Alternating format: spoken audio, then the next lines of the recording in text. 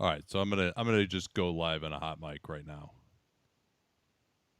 Yeah, I think it's not gonna start until like 45 probably.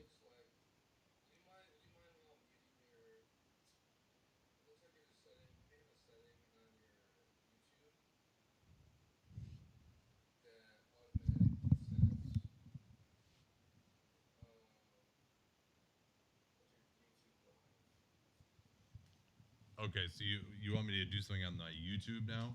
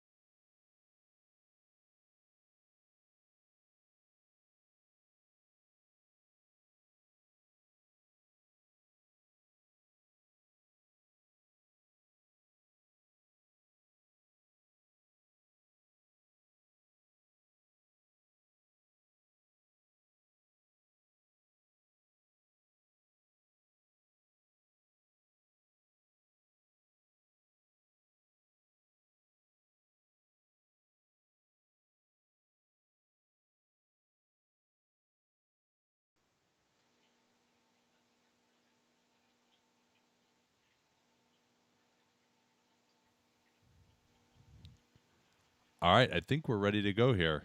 Danny, say something. Sure. I am talking now, so hopefully y'all can hear me. Yeah.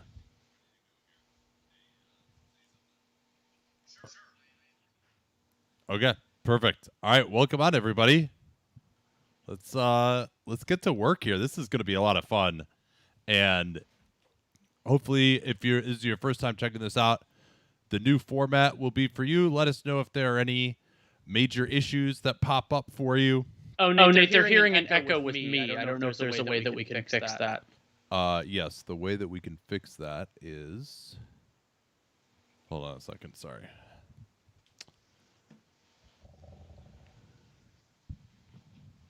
Why would we be... It should be gone now. I don't know why there would be an echo with you. Say something again? Sure. I am continuing to talk. Yeah, I don't know why there would still be something. I don't know. Is it still there, guys?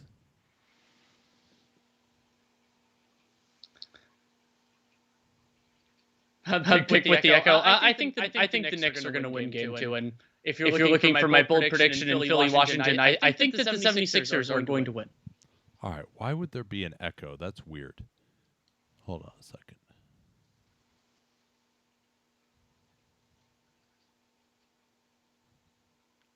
Oh, okay. I think I know why.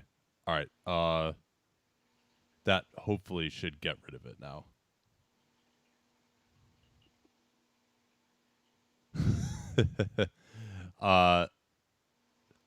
No, I think I actually had speakers on that I couldn't hear because I had headphones on as well. It should be gone now? Is that good? I'm scared to talk.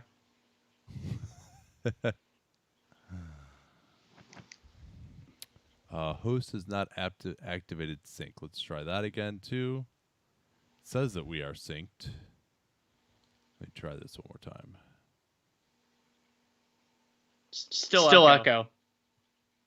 What is going on here? Why is this happening? We're trying to do it through OBS and getting some issues here. Oh, here, Danny, talk again, please. Sure. I can do that. I know what the problem is. Okay, I got it now. At least I said that last time, but let's try it again. Okay, now it should be good. Talk again, Danny.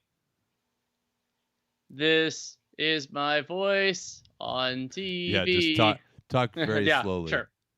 Yeah. Would it be a proper stream without tech difficulties? No, it would not be a proper stream without tech difficulties. Well, that's why we're doing this now before the game actually starts. All good now. Yay. All right, got it. Yeah, I just had you were talking in two sources on OBS. That's what the problem was. There we go. That makes sense. That was my guess, but I don't have access to your stuff. Well, so now the other problem is supposedly the stream sync is not working. Is that the case too? Are we still having that problem?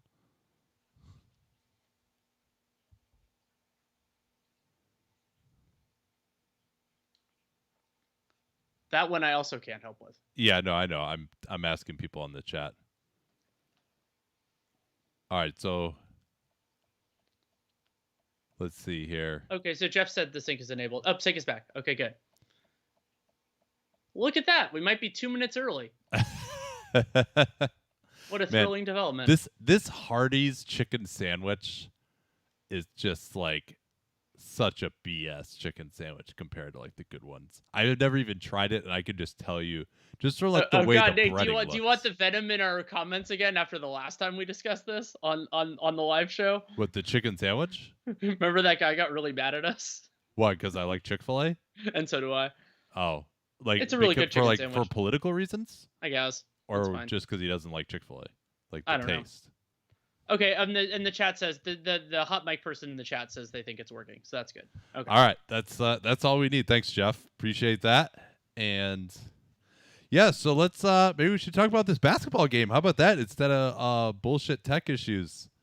So I think the most I said earlier in the day, I did a Real Jam Radio podcast. I said this game specifically, game 2 of this series, is the game remaining in the first round I'm most excited about, because these are two head coaches that are not well known for making adjustments in series, and both of them, especially Tom Thibodeau, have adjustments to make. Yeah, and it'll start by not taking Alfred Payton out of the starting lineup. Yes. And yes, Alfred Payton only played 8 minutes in game 1, but that was 8 minutes he didn't need to be on the floor, and especially with the starting lineup. I mean, it gave, Yeah. most importantly, that gave John Collins a place to be. And you don't want to make life easy on the other team for a period of time. And that, like, so that's one to watch. But really, I think the double drags and the Spain pick and rolls that the Hawks were running so successfully in game 1, that the Knicks were largely, kind of doing the same kind of actions. And if the Knicks bring out some new wrinkles, maybe some traps, maybe some switches, that will be interesting. And if it's more of the same, then I think we're going to see more of the same dominant Trae Young. some great comments there. Yeah, so here are your starters. Knicks fans, just sort of cover up that lower right side of your TV at the moment. And yeah, we'll get a lot more chance to get into some of the things that we wanted to talk about here. But I agree with you. This is going to be fascinating. The Knicks crowd was awesome in game 1. If anybody wants to get any chants going in the comments, feel free.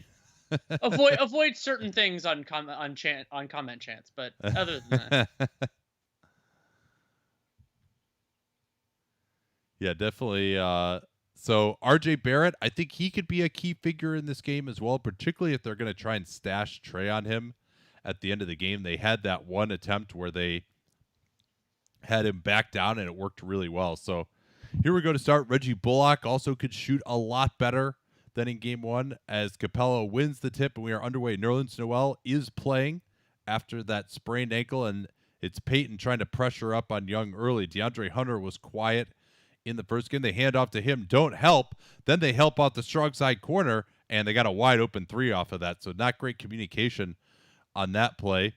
Randall, they're going to want to get him going. Oh, yeah, and his first play is a small pick and roll with Randall, and then they get it to Noel, who misses. But I think that augurs they're going to do a lot of that with Julius Randall in this game. Yeah, and I'm more confident that the Knicks will make offensive adjustments than defensive adjustments, but that was a positive one, and they got a pretty clean look out of it. And Danny, Trae Young has been fouled. It is a little bit frustrating to me that we haven't seen, because free throw attempts are a well tracked and a well appreciated stat, but I think fouls drawn should actually be a bigger deal. Yeah, and it is in Europe actually. They showed that in the box score. Here's Trae rejecting the screen, putting Peyton in the mix. Step back, woohoo! Wow. Yeah, and that's the shot that I feel like is going to be Trae's weakness potentially. So the Hawks still have John Collins guarding Peyton. They try to get RJ Barrett going into Collins, and Collins jumps ineffectively, and Barrett will get a chance to show off his improved free throw stroke at the line. I didn't just realize this. Yeah. Do I get to polish off an old chestnut? Tall guys should trust their size. I mean, John Collins does not need to jump on an RJ Barrett pump fake. He can wait until he knows he's going to shoot. Yeah, I mean, he's there, and he barely jumps, but he's jumping forward, and obviously anytime you jump forward, you're going to get a foul called on you if there's contact. So Barrett ties it at 3. What are these Knicks uniforms, by the way? Come on, man. You're the Knicks. You're in the playoffs for the first time in 20 years. Wear your good uniforms. Now Trae, so that's interesting there. Nerlens Noel, who is quite mobile, actually, and has good hands, too, getting further out on the pick and roll. So that might be something that they're going to try as well. We'll see how much they're going to mix up their looks on these Trae pick and rolls. Bogdanovich forced towards the baseline nicely. Couldn't use the screen, and good Knicks defense here these first couple possessions. Randall going to try and back in. Help coming from Capella. Oh, he had Noel open underneath. Instead, he goes to the weak side, and Barrett cans his 6th point of the game off the nice pass from Julius Randle. They double team there, and I want to make Julius Randle hit some shots.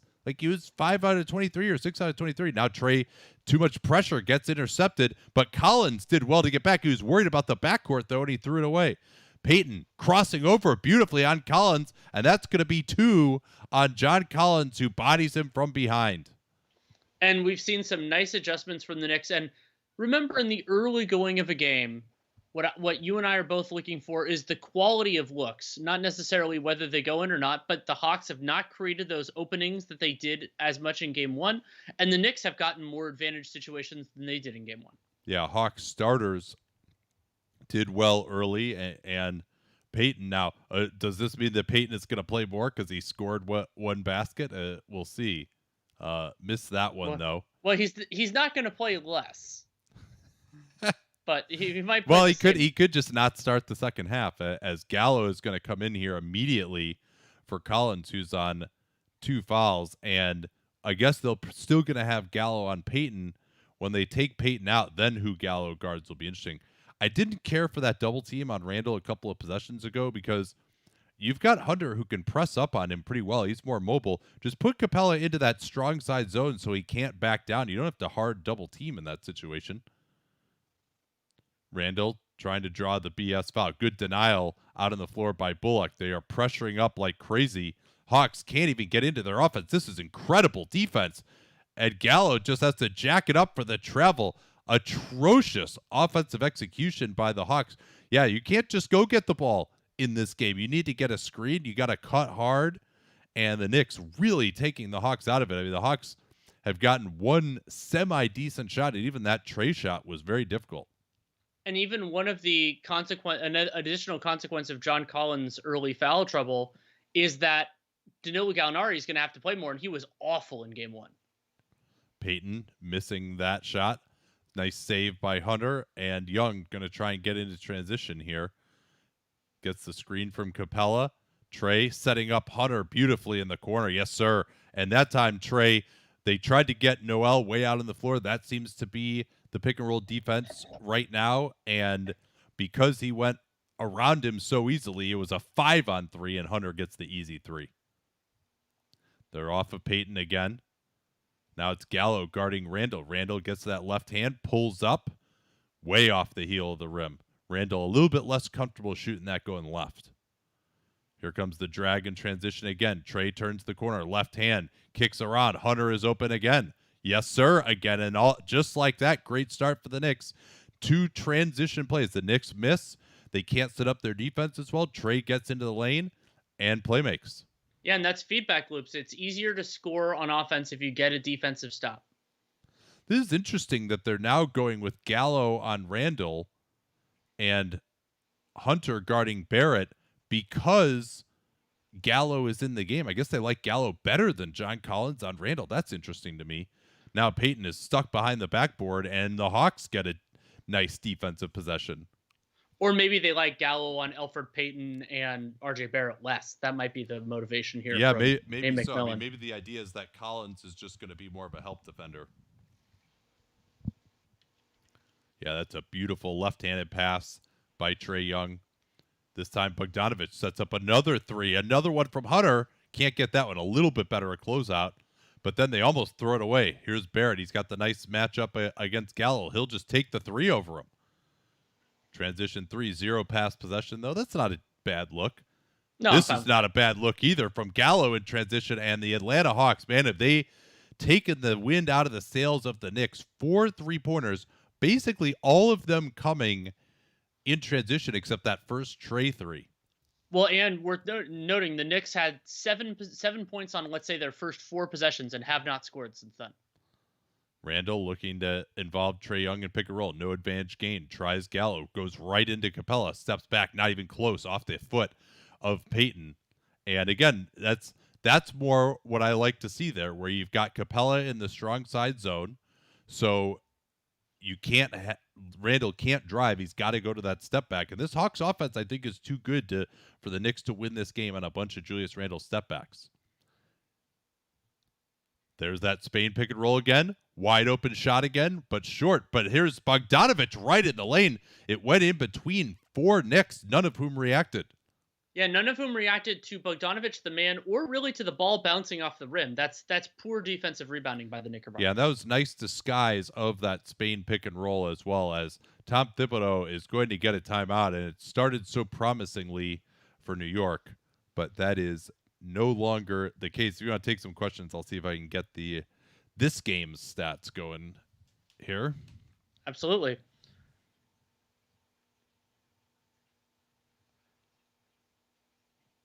Is there any room for Frank Ntilikina in this game? I think there is some. I mean, the Knicks become much easier to defend in those minutes, but if they have Randall and Bullock and some of the other shooters out there, I think it's worth at least a try. Probably not a heavy focus, but worth giving it a chance to try it out. Yeah, well, I mean, we only know if he's going to play by whether it's tied at the end of the game or not. Yeah. Whether there's there's 1 minute for him. Um, from Duncan, Tibbs is doing a bad job so far in the series, setting up Randall to score and play make. I agree with that. I think that there have been a few times in the very beginning of this game where he got a little bit of an advantage matchup, but hasn't been much focus on that. I think one thing that they could do more. I brought this up also. I think this is something that Miami could do more is screening with smaller players to try to get some They've done that there. Twice already so far. Actually, Yes. The problem is there's no spacing with this starting group. Sure. Khan asked if there's a way to change the background noise, and there is. I think somebody can get it for you in the comments. Yeah. What is RJ Barrett's ceiling? So I am still skeptical that RJ Barrett is going to be a dynamic, dominant, on-ball offensive player. And his jump shot looks a lot better, and he's also young enough and works hard enough. He has that rep of being a hard worker that I'm not going to foreclose on the possibility. But if he can be a reliable shooter and he's already a capable defender and a good rebounder and can pass the ball, that is that's a valuable player. You could say maybe the high end there is probably a fringe all-star, and then unless his on-ball game improves a lot, but that's still a very useful player to a successful team. Should the Hawks retire Elfrid Payton's number if they win this series? No, 6 is already retired because that's the draft pick number they used to draft Josh Childress. Oh, I thought 6 was the number of players that they had that won Player of the Month that one time.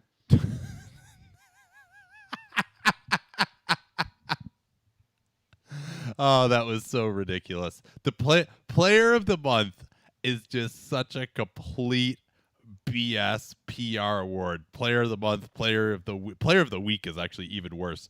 That's like my least favorite Twitter moment of the week is when 97 people tweet at the same time on Monday afternoon who won Player of the Week. What are your thoughts on the in-season tournament being an under 25 with combination of pro G League roster? That is the way that I would be most interested in. I brought this up, Nate and I, I think that was dunked on Prime when we talked about the tournament. I think that's how you make it more interesting. But again, like, what is the value add there? Are you going to pay those players a lot more? Are you going to motivate them to do it? I don't really know. Do we still stream on YouTube? We actually are today. If you are watching on YouTube, welcome in.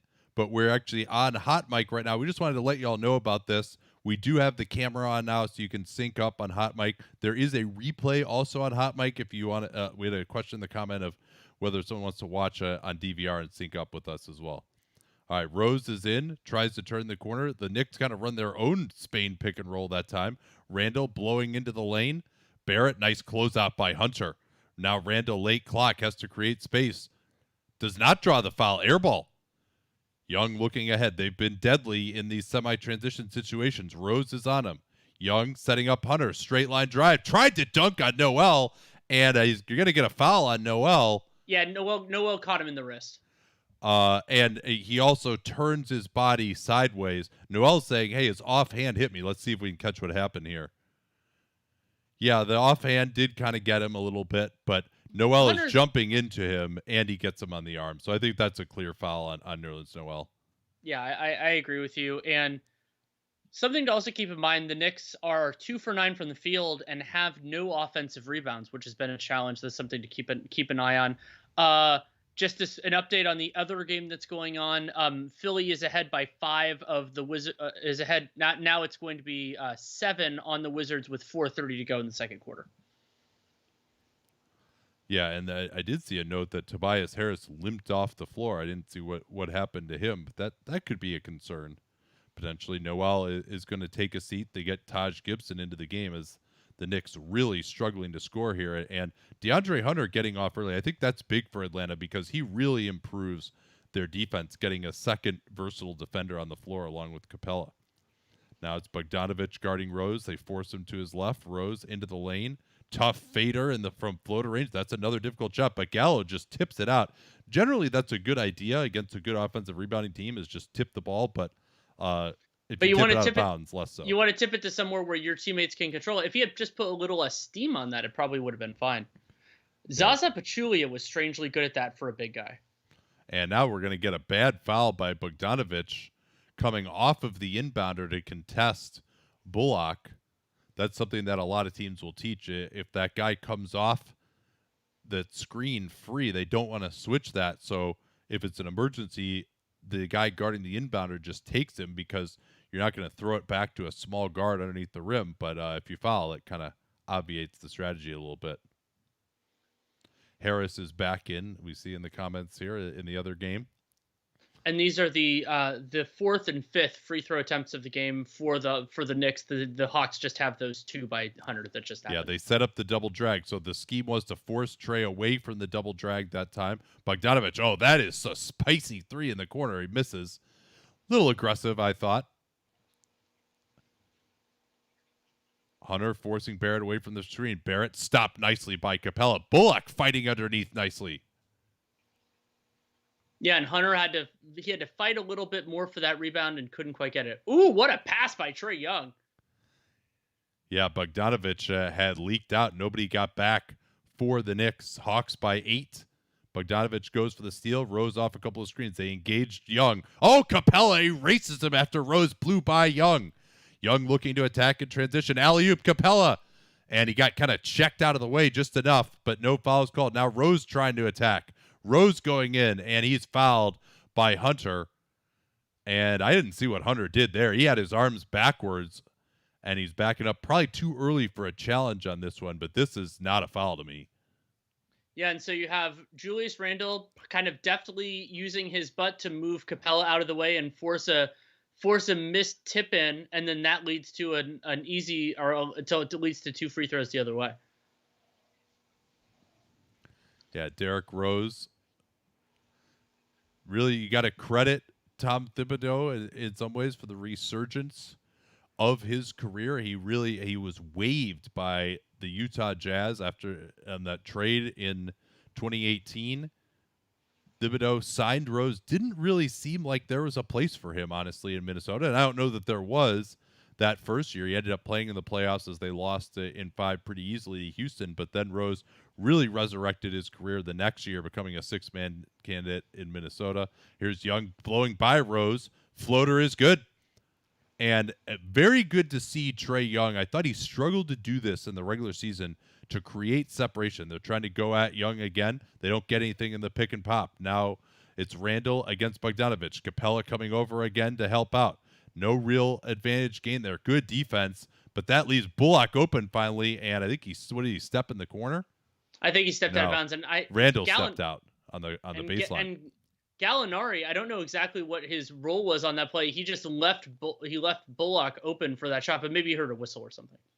Oh, what a backdoor from Young. Trey Young dominating again here in the first quarter so far. Yeah, his line so far, 5 points, 3 assists in the early going. Yeah, and he's set up a number of other driving kick plays. Here's Barrett using his size way short.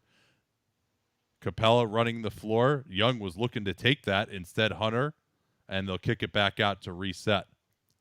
And a nice job there by the Hawks, not forcing the pass, not forcing the shot, trying to get something else. Rose with the late switch and pick and pop. Capella rebounding. He goes at Randle. Missed that, though. I thought that was a little selfish from Capella. He could have kicked it out there to reset instead. Now it's Bullock wide open again. He finally hit one. Oof. No, nice job by Randle coming in and tipping that, or I'm sorry, by Gallo coming in and tipping that away. Now Young on the drive again. Floater again. Finally missed one. This pace has got to be to the liking of the Atlanta Hawks. Barrett going into Bogdanovic, but Gibson is there to clean up. Both teams really need to get something in transition. Trey wanted to just get a crossover in before he called the timeout. And Atlanta leading 22-14. Just a quick run through of the advanced stats so far. Or actually, you could see him on the screen. I don't need to run through that. We have him now. Yay. Okay, let's get to some questions instead. We could go, some people are doing just the audio feature though. That's the beauty of hot mic. You can be minimized with hot Okay, mic. so then the top line numbers that strike me, 116 offensive rating for the Hawks, 74 for the Knicks, and the true shooting percentages. 62% true shooting for the Hawks. That's fueled partially 4 for 10 from 3. And then the Knicks, only because they're 4 of 17 from the field, only 35% true shooting in the early going. Yeah, have they hit a 3 yet? I don't think they have. Yes, they did. RJ Barrett hit that one. That was when he got 6 points in a pretty quick and he got Oh their yeah, first 7. right at the beginning. Yeah. They've missed a few. I mean, Bullock to me is such a key player for them. And Burks is a decent shooter, and he had a great game. He rightfully closed the game in game 1. But Bullock is just that kind of pure guy who's going to spot up, can hit some movement threes. He's really the only guy on the roster who can do that. From Corey, should the Knicks look into signing Norm Powell? If so, how much would you offer him? They could consider it. My theory has been that while Julius Randle is a deserving most improved player, if the Knicks' goal is to be a team that can win multiple playoff rounds, I think they need at least one more high-end initiator. And so I would use that to get – most of those guys are point guard size that you can actually get. So that could be Lowry, that could be Conley, or somebody – you try to get somebody younger through a trade or a future year. And if you pay Norman Powell $18 to $23 million a year, you probably don't have the resources to make that happen. And you're also not on that timeline. So – I think Powell, if the goal is be as good as we can, as quickly as we can, like if it's the best possible team for 22, 23, then, or for 21, 22, I know what year it is. Yeah, they could consider going after him. Well, my plan for the Knicks, and forgive me for those of you for whom this is redundant, but is sign Kyle Lowry in free agency and use some of the maybe even both of those Mavs picks to trade for Miles Turner. And now you've got another initiator. You've got a ton of spacing around Randall. Duncan, am I the only one struggling with the Knicks' path to contention here? It seems like this is the high water mark. No, remember how much financial flexibility they have. The Knicks have basically no bad money on their books, and it's going to be a little while until their good players get raises. Now, if they want to keep Nerlens Noel, if they think he's a part of the solution, that cuts into their flexibility a lot. But they can upgrade the talent significantly here, and there's probably some room for internal improvement. Not everywhere, but I think RJ Barrett's going to be a meaningfully better player 3 years from now than he is right now. Yeah, and obviously some of these free agents they may want to bring back as well. Okay, we are back here. I don't know who these people are. I'm pretty sure that's 50 Cent and Sting. It's harder with me. It's because of the masks. It's not because of my total lack of knowledge of pop culture. It's because of the masks. All right, Herter is in. Snell is in now. And it's going to clearly be the 10-man rotation. They got the all-bench unit in as Herter goes right to work at the foul line against the smaller Rose. They've got Burks guarding Lou Williams in the corner, and we got a brief stoppage here. Maybe a clock issue. Yeah, they didn't reset the shot clock. And Alec Burks was absolutely huge for the Knicks in game 1. 27 points, 4 assists, and was a part of their closing 5. We'll see how that works out. Yeah, Herter guarding Rose. That's a matchup it seems like they could exploit to some degree, and they're going to try and do that right now. They set up a Spain pick and roll here. Here's the drive by Rose, goes right past Okongwu, who only played 3 minutes in game 1, and this might be the beginning of his 3-minute stint in game 2. Herter, nice little cheeky pick and pop pass, but Gallo just continuing to struggle from the outside in the series. Had a miserable game in game 1. Again, you can see every time they try to ISO Randall, the center comes over in the strong side zone. Good job moving the ball. That sets up Gibson's dunk along the baseline, and Okongwu not having nearly the effect that Capella did.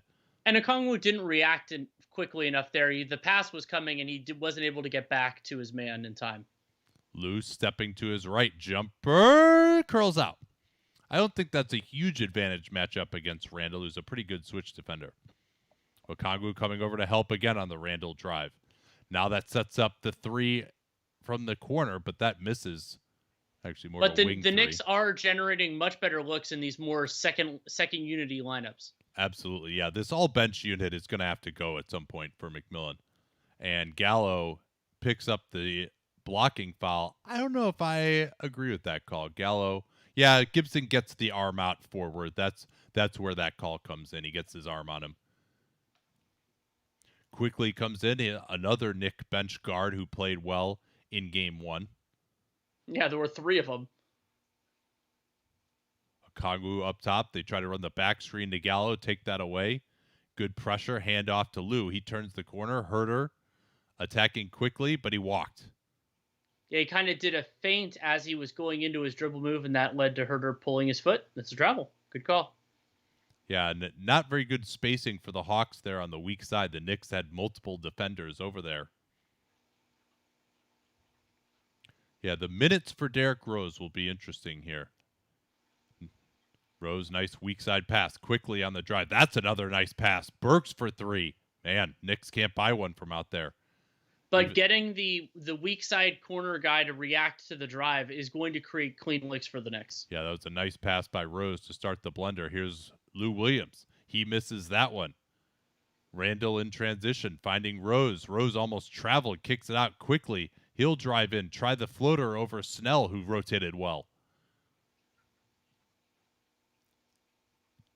A lot of up and down action, signifying little so far. Here's Herter. He had Gallo open, missed him, and then he throws it away. I think they're saying it got tipped. Yeah, luckily for Herter. So, I mean, he's been playing in more of a point guard role. As you think about this Hawks rotation, Danny, if they do end up having to cut it down later in the series, who do you think might be some of the odd men out? Okongwu seems like a logical one. I actually like Snell's place in the rotation. Maybe you reduce Gallo's minutes a little bit. I think he's still in the rotation. Maybe he plays a little bit less. And Herter could be superfluous. I just think Bogdanovic is significantly better than he is. Yeah, I guess Okongwu got fouled. I didn't catch exactly how that happened. 71-57 in favor of the Sixers at halftime that game. Hopefully they push it by enough that we don't have to rewatch the second half there. Rose rejects the screen, blows in on Gallo. He's tripped from behind. And that's going to be free throws. I believe the Knicks were 1 away from the bonus. But Danny, the graphic doesn't say they're in the bonus. How could they possibly be in the bonus? Yeah, now network bugs that don't have team fouls, that don't have the bonus. At least this one has remaining timeouts, but the other stuff, it's so frustrating. Do we curse on this stream? Every once in a while, but only if we get really worked up. Probably an average of like once per stream, I would guess. Yeah, and that once is almost always Nate. Yes. Not that it has to be.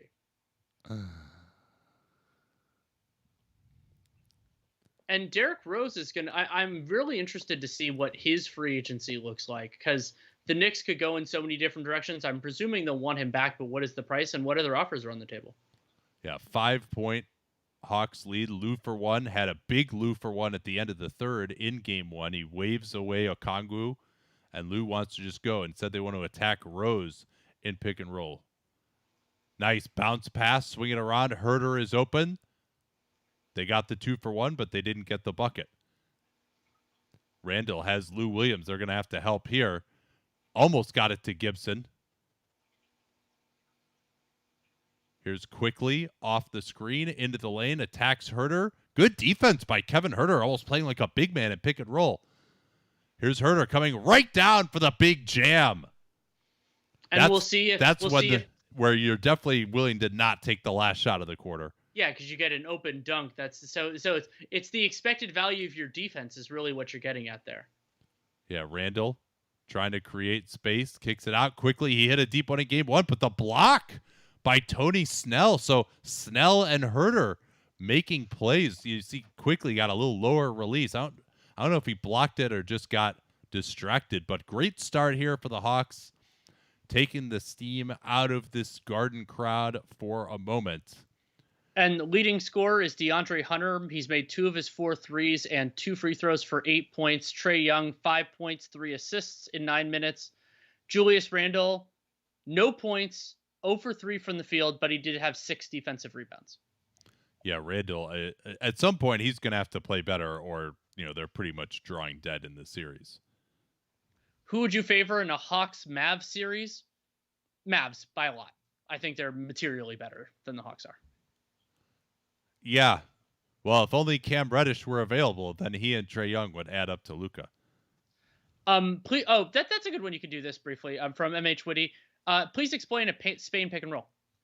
Yeah, so it's has the name because, at least for me, the Spanish national team was the first one that did it. And essentially what it is you run a regular pick and roll, and then you place a shooter standing at the free throw line.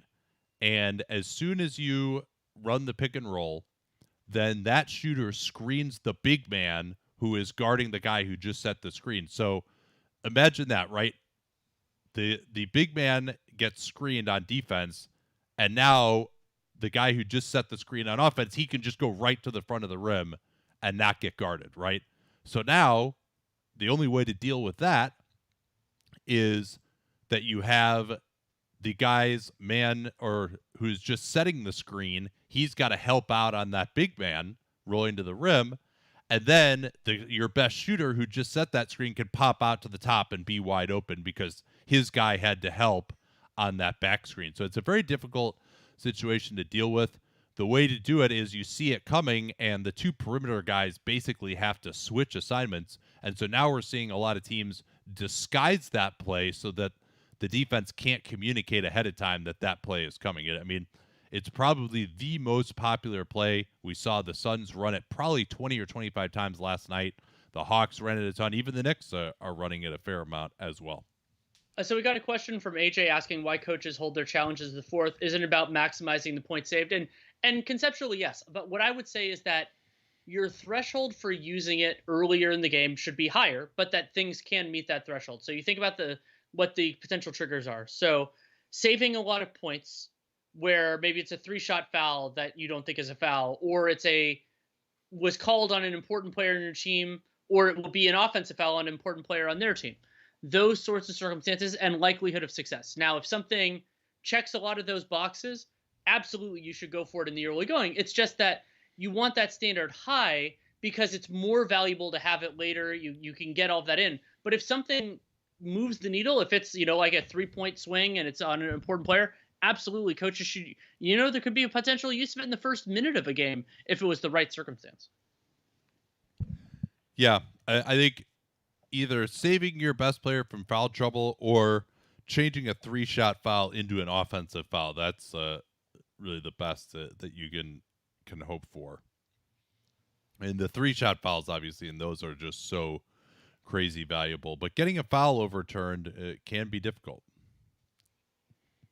There is a Spain pick and roll right there. They switched it perfectly. Good job communicating by the Hawks. Now they go to a regular pick and roll. Burks into the lane. Good help from Herter. Burks off the heel of the rim twice. Tip? No. We'll see how John Collins, who's now playing at center, they don't normally go to this alignment at this time. We'll see whether Collins can start to get some work done against Obi Toppin.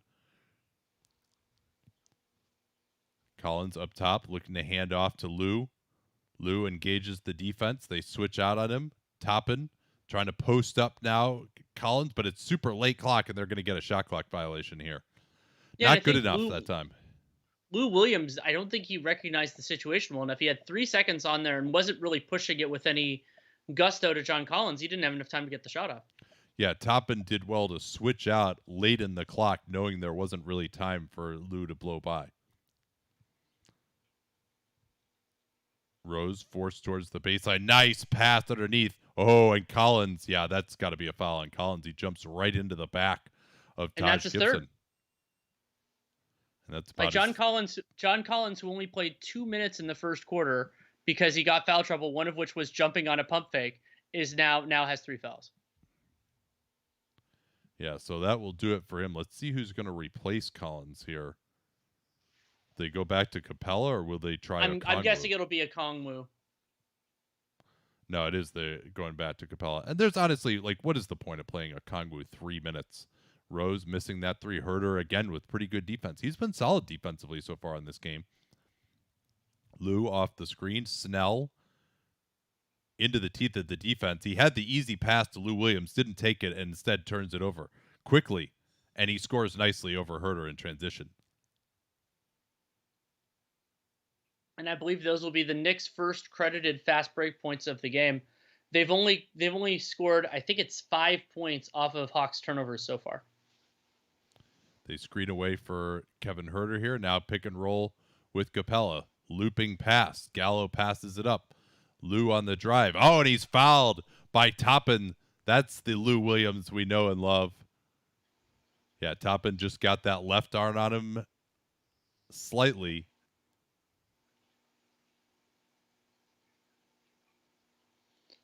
And that was a little bit, I would say, of a poor transition defense execution from Herder and Snell on the last play. If each of them had picked a cover, might have been able to get a stop. Still would have been tough. Trae Young getting plenty of rest here. That's another potential adjustment, would be to play him more than 35 minutes. Toppin going in on Capella, and he's going to get fouled here. And that's only the first by Clint Capella, but the aggressiveness by Toppin is what led to that foul being called and led to that foul occurring in the first place. Yeah, that nice little fake DHO from Obi Toppin. Toppin did have a monster jam in the first game, as he actually played about 7 minutes in the second quarter. Normally, Tibbs will come back to Randall earlier than that, even in the regular season, but the Knicks were on a run during that period, so he stuck with them for longer. Have you seen anything from Toppin this year that has fundamentally changed your evaluation from what we watched on film? No, I don't think so. I think he hasn't been as bad defensively as I worried he would. What's going on here? I'm guessing a clock issue. Yeah, it looks like maybe another clock issue.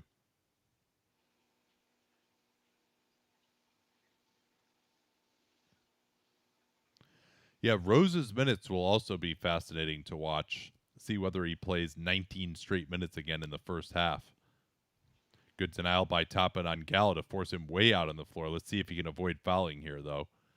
Herder turning the corner. Nice little eyebrow fake. Nice little floater.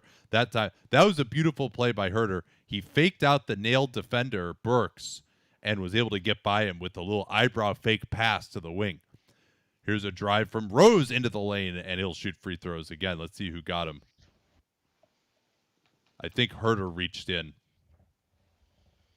And as often, remember fouls at the early part of the second and the fourth quarter, largely second units, and guys want to be aggressive. They want to make an impact, and then it leads to teams being in the bonus earlier. The Knicks have already drawn 3 fouls in the first 2 minutes, so they're only 2 away from the bonus. Yeah, and Lou Williams played well in the first game. He was instrumental in getting them back into it late in the third. But also, Trae Young is their best player, and he's better than Lou Williams. Lou is a veteran. They traded for him.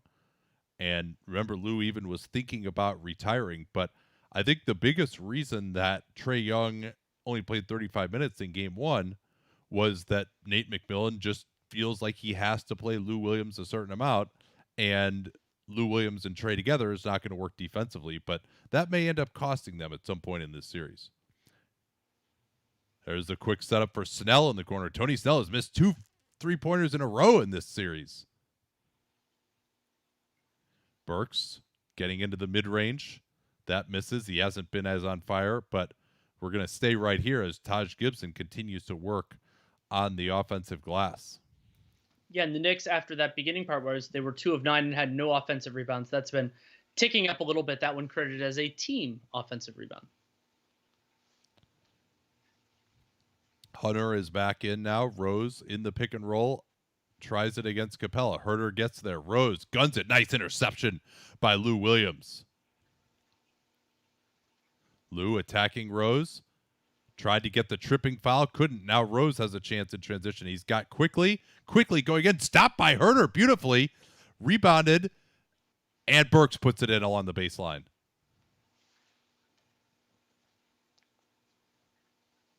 Yeah, Lou tried to draw the foul, and that led to the turnover. Those are very risky plays if you don't get the call. Gibson switching on to Hunter. I don't think this is a real advantage matchup for the Hawks. Hunter thinks so. He went down, didn't get the call. Gibson's ahead of the field, and Herter wraps him up. Finally, they give the call. And Non-shooting foul. And that's the fourth team foul on the Hawks, so the Knicks are in the bonus now. Yeah. They won't get shots here, but they'll get shots all subsequent fouls. Yeah, let's see. Herter, yeah. He I think he got quickly on the hand. That's probably a good block. But, yeah, we're going to get Trae Young back in the game here. The Hawks, with some pretty bad turnovers, haven't really scored much in this quarter. And the Knicks, that is just life for their offense because they have struggled to score all series to give them those transition runouts. Bogdanovich is back into forcing Rose away from the screen. Now Rose creates the space, goes to the floater. Not a good shot there. Capella meeting him out high. That's a little further than Rose wants to shoot that. Now it's Young, and Gibson stops his floater. That was a really nice challenge by Gibson. Thought kind of got Trae's timing and blocked that floater. Quickly setting up Toppin, his three-pointer in the corner. Yes, sir, Obi Toppin. I think he can be a really reliable three-point shooter and dunker, and we just got to see how the rest of his game comes along. Obviously, he was drafted, I think, with the idea he would replace Julius Randle. Nobody saw this Randle season coming. Oh, Bogdanovich totally beat Burks, and Rose did well to come off the passer and disrupt his three-pointer just enough. Now quickly, as they go under on him, he'll take his three. Knicks just fiending for a three-pointer right now. Yeah, they're 2 for 9 from long distance. There's that step-up screen. Now Capella there as Trae steps back over quickly. Trae Young has hit his 2 3-pointers like that off the dribble. That's just such a huge shot for him in this series, particularly because that kind of takes away the strategy of going over the screen and forcing him inside, or they try to force him inside the arc, but you can't really go under if he's going to make those shots. And the Hawks are +8. They've outscored the Knicks by 8 points in Trae Young's minutes. And the Knicks outscored them by 4 during the time that Trae Young was on the floor. And that balance is going to be extremely important in the rest of this series. Well, we have a stoppage so we can get to some of your questions.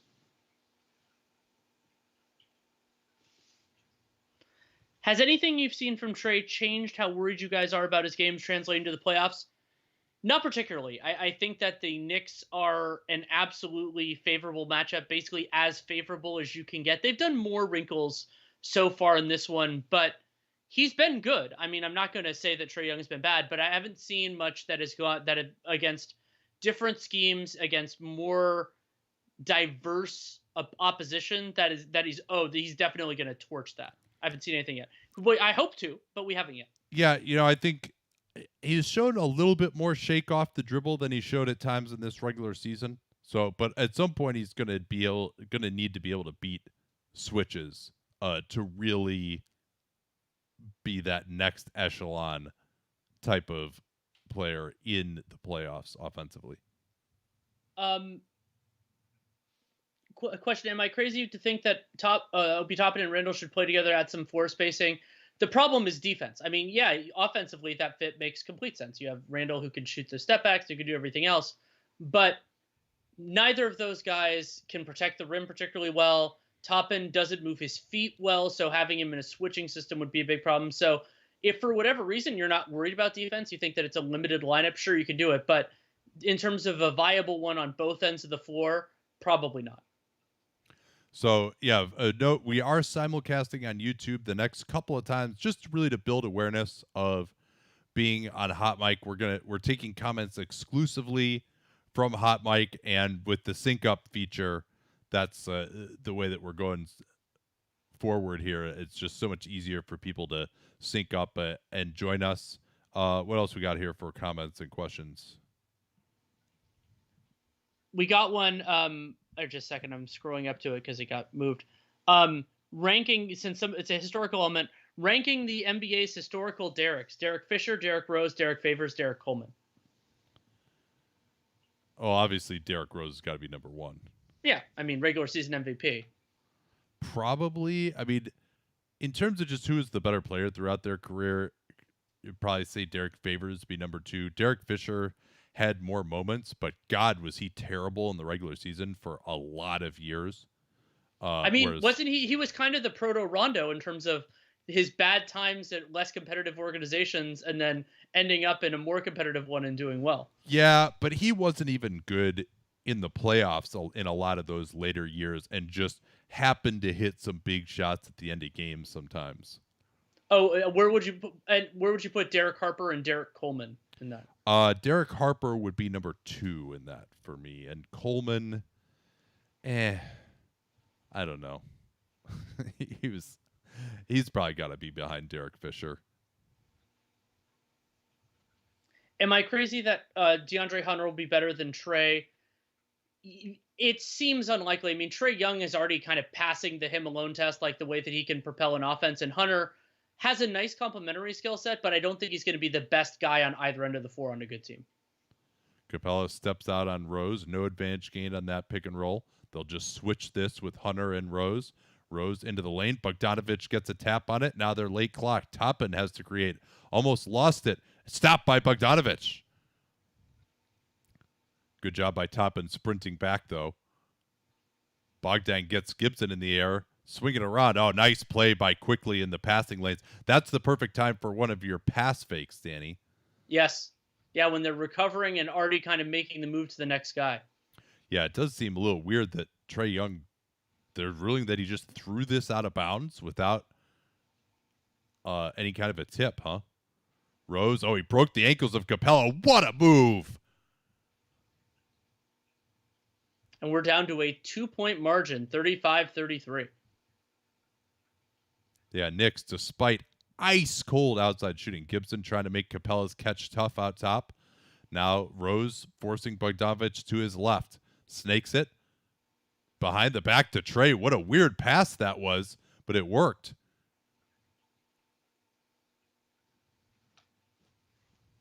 Quickly comes off at two screens. Herter gets through it. Quickly tried to draw the foul. Could not. They are not giving up those BS foul calls so far today. Bogdanovich for three. Yeah, he just wrong-footed Toppin for the slightest of moments, and that's all the room he needed. And Bogdanovich is such an important addition to the Hawks, and why one of the big parts of why I'm optimistic about where they could be going. I mean, if they get more minutes from their best players moving forward, it could be dangerous. Here's Rose attacking Bogdanovich and scores on him. I think they should actually consider switching that at times. That's just not how they've played all year, but I think Capella could stay with Rose in a switching situation. And now we're going to get a push by Alec Burks as he tried to fight over the screen. He definitely has the forearm on him there. That was one of those, he reached in and fouled him once, and then he fouled him again, and the ref was like, okay, that's probably enough. Do you think, like I do, that Bogdanovich looks a lot like Adam Mares? In facial. Yes. Yes. It's a weird thing. I think about it way too much. Randall is back. Rose remains in the game. He's still, I don't think he's gotten a rest since he's come in, has he? I don't think so. Bogdanovich off the screen. Tough fader. Oh, man. And you couldn't speed him up. Beautiful job by Bogdanovich finding a little pocket and just taking that too. Yeah, and this is the role that Bogdanovich wanted. Starting, he was behind Buddy Hield in Sacramento for much of his time there. And was better than Buddy Hield for all of his time there. Yeah, they're trying to post up Burks on Young. Young forces him away. And that's actually, I think the plan is, that they're going to double from the baseline, and that's why Trey was not going to let him get middle. But Burks also is more comfortable turning to his right shoulder out of the post. Trey now guarded by Burks. They want to screen on the weak side for Bogdanovich here. Instead, Gallo will pop out. 4-5 pick and roll. Gallo, nice job by Randall fighting over the screen. Gallo tries to draw the foul. And Randall pointing at Capella. That seems like a weird one to call as a as a non-shooting foul. It seemed to me like the contact occurred in Gallinari's shooting motion. So one thing that I've been keeping an eye on is the Hawks screeners. They are trying to slip out of these screens very early, just trusting the ball handler to turn the corner okay anyway. Here's Bogdan. Oh, he's feeling it. Woo-hoo-hoo! And that's 14 points, 6 of 9, 2 of 5 from 3 for Bogdanovic. Oh, they're going to go right back to him next possession too. Nate, he always goes to the hot hand. He's old school that way. Here's Rose trying to make him work on the defensive end and does. A rare jump shot for the Knicks in this first. Here's Trey. They force him away from the screen. Another foul. Knicks getting real handsy. That's twice in a couple of possessions that Burks has fouled Trey, and that it seems clear on that double drag. Their plan is they're now going to force Trey towards the baseline, not let him use the screen. But Trey loves to reject that screen, and so that may not be a panacea for them either. And that was the fourth foul of the Knicks, so the Hawks are now shooting free throws the rest of the way. And one way to get Bogdanovic to not touch the ball, just foul Trey Young before he makes a pass. Yeah, Hawks continue to look like the better team here so far. And they just have so much more that they can go to offensively than the Knicks do. And speaking of continuing to look like a better team, the Sixers are up 82-65 on the Wizards, so looking more like we're not going to have to watch that second half. Oh, God, I hope so. And what's fun for people, the animosity that Nate and I feel when those games are closer is almost always for the superior team, not the inferior team. Here's Randall going right past Gallo, and that's going to pick up a foul on Clint Capella, his second. I mean, that's just a straight blow-by, and they're going to get Capella here pushing with his off arm rather than jumping up with two hands. Yeah, and since the Knicks are in the bonus, it doesn't really matter whether or not that was a shooting foul. Yeah, but that's 2 on Capella. But at least he's using his fouls on like real rim protection plays. Not like Jay Crowder hitting Anthony Davis in the face. Or who did Jay Crowder? No, he hit Marc Gasol in the face. That's who it was. So it doesn't look like a Rose rest is imminent here.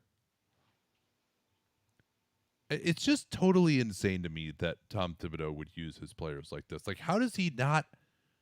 Like, is no one telling him this? Like, does he just not listen to anybody? Like, you don't have to play him this way. Like, you could just start him and give him a short break. Here's Bogdanovic. That was a better defensive possession by Rose. Gives himself a hand. And when somebody is that hot, I mean, it's hard because Bogdanovic just sees the basket and wants to take it. If he had pump fake there, he probably would have been able to get all the way to the basket. Like, they were so ready for the jump shot. Rose directing traffic. Noel is back into the game finally. Trey trying to front Burks in the post. Randall. Help comes off of Barrett. Can Barrett make him pay? He cannot. Trey, he's going to pull it from deep. Oh, they never matched up. How do you not match up with Trey Young? Alec Burks has him, and Burks is all the way back at the free throw line retreating at that time. Now Trey trying to front Burks in the post again. Capella coming over in the strong side zone.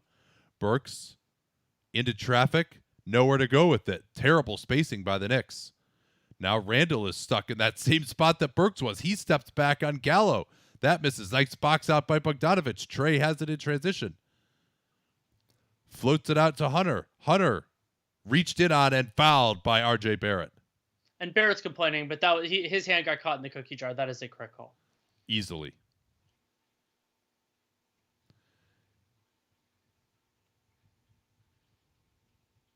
And Trey Young up to 13 points on 4 of 7 from the field. He only has 4 assists and 2 turnovers, but he has been at the center of a lot of what the Hawks have done well offensively. Another interesting consideration, I mean, they have good synergy, would be maybe putting Bogdanovic in some of the minutes when Lou Williams is on the floor, just because to have another offensive force. Not that Herter's been terrible, but I think Bogdanovic is superior. Yeah, Hawks with their starters, but no John Collins, who's played little due to foul trouble. Hunter gets through the screen. Randall trying Gallo. Good help again from Capella. They got to find Nerlens Noel on these plays, but they just are not able to do so. He's just standing on the weak side uselessly. Capella's there again. That's a nice cut. Rose. Capella came over. What a play. Here's Young coming in on Randall. Goes to the reverse. Woo-hoo! I don't think Trey needed all that razzle dazzle to finish around Julius Randle, but it was nice. Now Randall has Young on the other end as he went down. They just straight double team. Good scram switch, but Capella didn't get out on Burks. Another missed jumper. Burks runs it down, goes into Gallo, who had the arms up and will go the other way. What a sequence here for the Hawks. That play by Capella where he's over in the strong side zone, forces the pass. Rose had made a great cut, and somehow Capella got over there. And this is another example of the young players in the NBA showing out. At the end of the podcast I did with Nekias Duncan today, we talked about that and how it's really fortunate that a lot of these young players got really good matchups in round one. Like we're seeing Ja Morant a little bit in that Jazz series, and of course Luka, it just detonating on the Clippers so far through 2 games. Let's get some questions. Should Randall retire? Well, I like honestly, Gallo is doing a solid job on him, way better than I expected him to. But it's all Capella. Like the scheme is Gallo is going to press up on him, try to take away that step back, which he hasn't been making anyway, and Capella is right there behind him, so he can't really drive past him. And it's the lack of spacing for the Knicks has just been a killer. You see Randall trying to attack from the baseline or whether it was Burks that one time too, like they just playoff defense is ready for this. Like they're maybe there's a guy open way on the weak side, but they're just too much of this ISO stuff. It's just all too predictable, and the Hawks are ready for it, which is kind of interesting to me because Tom Thibodeau invented that strong side zone defense against isolations, and yet he seems to have no antidotes to it. Well, I mean, when you develop the perfect scheme, why would you think about antidotes to it? Is it fair to say that LeBron is no longer the best player in the NBA? I think it's fair to say that when LeBron is suffering from a high ankle sprain, he's not the best player in the NBA, but full strength LeBron? I mean, you and I picked him as the best player in the league, what, like a month and a half ago? Yeah. Well, we'll see. It's this is going to be just a fascinating playoffs for that question. Yeah. Ross asked a question, which I think is an interesting one about basically like, would a disappointing playoffs change our approach if we ran the Knicks? And I think my answer is no, but I think it could actually, be a, let's call it a silver lining in the way most people would think about, like, so maybe Leon Rose, where the Knicks are the 4 seed, unambiguously positive story. Tibbs was my coach of the year. You might say, oh, let's just run it back. Let's do everything else like that. But losing to the Hawks, a team that they might think they have superior talent, then that, I think that is a reminder of, oh, we can and should aim higher, and maybe just bringing all these people back and a roster that won't age particularly well, that they can do better than that, and that they can shift some things around. It could be a good thing for the franchise long term. Oh man, these comments are fire right now. I'm loving this. Hawks Sixers, if it is next round, what do you think? Sixers in 5 or 6. Yeah, I think the Hawks, I mean, they are going to be going up against a drop coverage again, but obviously Ben Simmons is way better than anyone that the Knicks have. I mean, Simmons and Thibault trying to navigate around the screen. I mean, it's a drop, but it's only kind of like a semi-drop.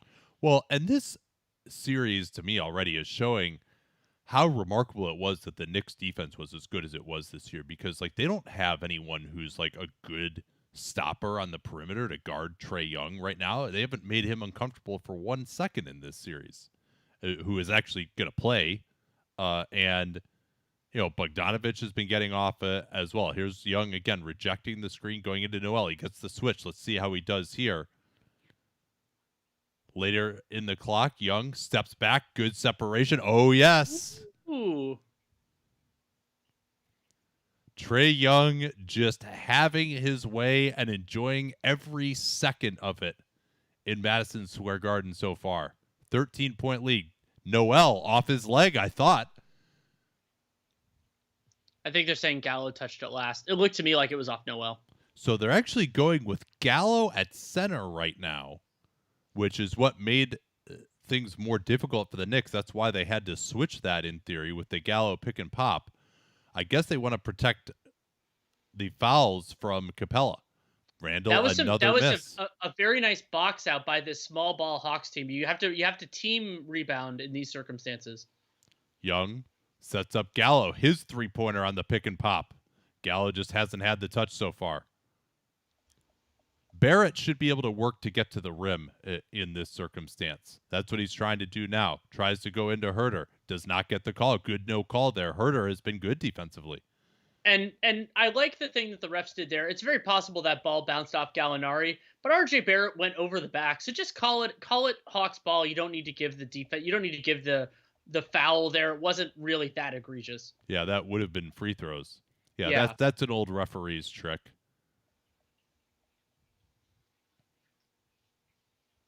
Now Noel is going to sit down. Let's see. Are they going to go? Is Gibson back in? Or are they going to actually go small here? Yeah. Wow. And they're going to set up a wide open three right away. The Knicks not really used to playing this way, and that's a bad foul. A bad foul call on Hunter. Let me see if I can see it again here. Yeah, I mean he kind of gets his arm out a little bit, but he's just standing there. Like Burks had a bunch of momentum going towards him, but this will be free throws for New York. So that's fascinating, Danny, that they have gone. Tom Thibodeau has gone away from a big man. He basically spent every single second this year with a big man on the floor. Randall at center, they almost never did. But they got to juice the offense somehow. We'll see if one hand typing I can get the synergy splits on how much they played Randall at center. I think I might be able to do this in time. So only one free point out of that one for the Knicks, who can't hit a shot from anywhere these days. Trey up top. They want to run this down to try and get the 2-for-1. Trey from way out. No, they don't. Oh, what shooting by the Hawks in this first half. 15-point game.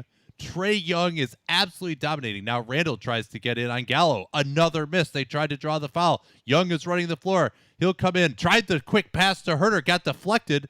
Now it's Young again. Floater. No. Good contest by Rose. They got the 2-for-1, though. Barrett coming in. Fakes out Gallo. Gallo went for a bad steal that time. So I pulled the stats.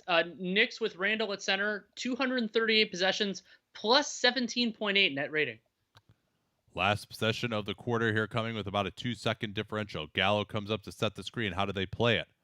They'll just switch this with Randall. I think Randall can stay with Trey. Okay, he's not bad. Trey feeling it, though. Didn't get a contest. Ooh, Gallo on the offensive glass. Gallo up again, and time's going to expire. So it is a 57-44 halftime score in favor of the Atlanta Hawks. Trey Young, 20-4, 7-12 from the field. The Knicks shooting, pause for effect, 27.7% from the field, 39.7% true shooting, 83 offensive rating. Yeah, I mean, what are they shooting on jumpers? Like that's got to be just atrocious. Here, let me update my shot chart, and I can tell you that. I've got it for you. 0 of 8, so they're only 10 out of 19 at the rim. That's bad. 0 of 8 from floater range, 2 of 9 from mid range, and they've made 2 out of their 12 3-pointers. So as I would define jump shot, they are 4 of 21. Yeah. All right. Well, we'll see you guys in about 10 minutes here for the second half. Thanks so much for joining us on YouTube and Hot Mic. Catch you in a second here.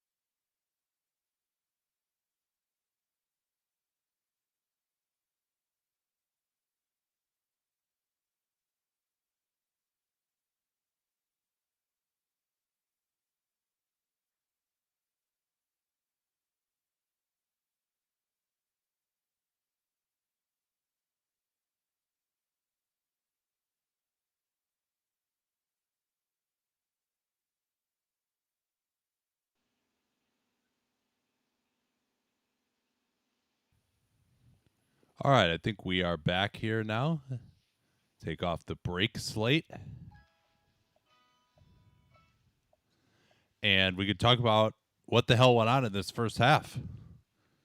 Yeah, I mean, I think that even though the Knicks were running different defensive sets out there, Trae Young and the Hawks were able to generate consistently better looks.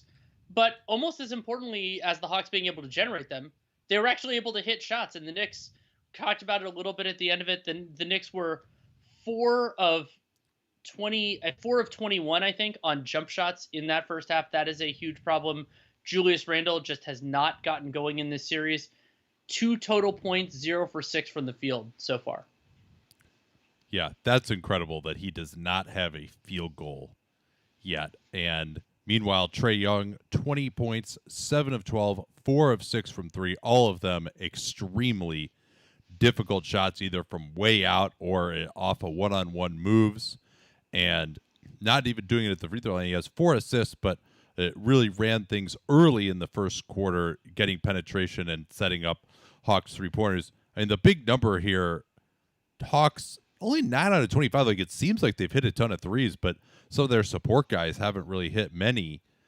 And the big issue for the Knicks, they only got 12 three-point attempts and versus 25 for the Hawks. And that's just really difficult to win that way, particularly when Clint Capella has been such a monster defensively. And the Hawks, I think, just overall their defense has been good. Like, even Kevin Huerter has been solid defensively as well. Not something that you necessarily would have expected coming in. Bogdanovich has done a pretty good job as well. They've tried to take advantage of Trae Young in the post a couple of times. That hasn't really worked at all. And so that leads to a difficult situation for Knicks. Also worth noting, this is a much faster paced game than game one. And I think that really favors the Hawks. Not even necessarily that they're getting runouts, but even just to get one of those drags in transition where the defense isn't set up, it really works a lot better. And they've got plenty of misses to run off of here as well. Yeah, absolutely. And I think the Hawks have better transition personnel, but I would argue they have a smaller differential between their half-court expected success and their transition. So I think the Knicks should try to basically run as much as they can, but that is a lot to ask. Can I give you a trivia question here? Don't look at your box score. Okay. Who leads the New York Knicks in assists right now?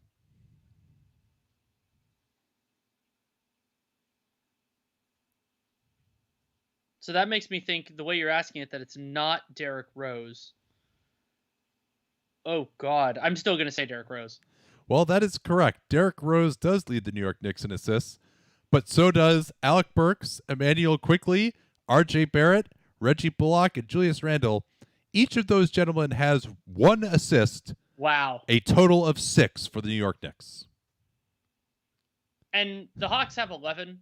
And one of the other really striking things about this game is the Knicks scoring from their starters. Now, they start Elfrid Payton. He only played 5 minutes. He had 1 point.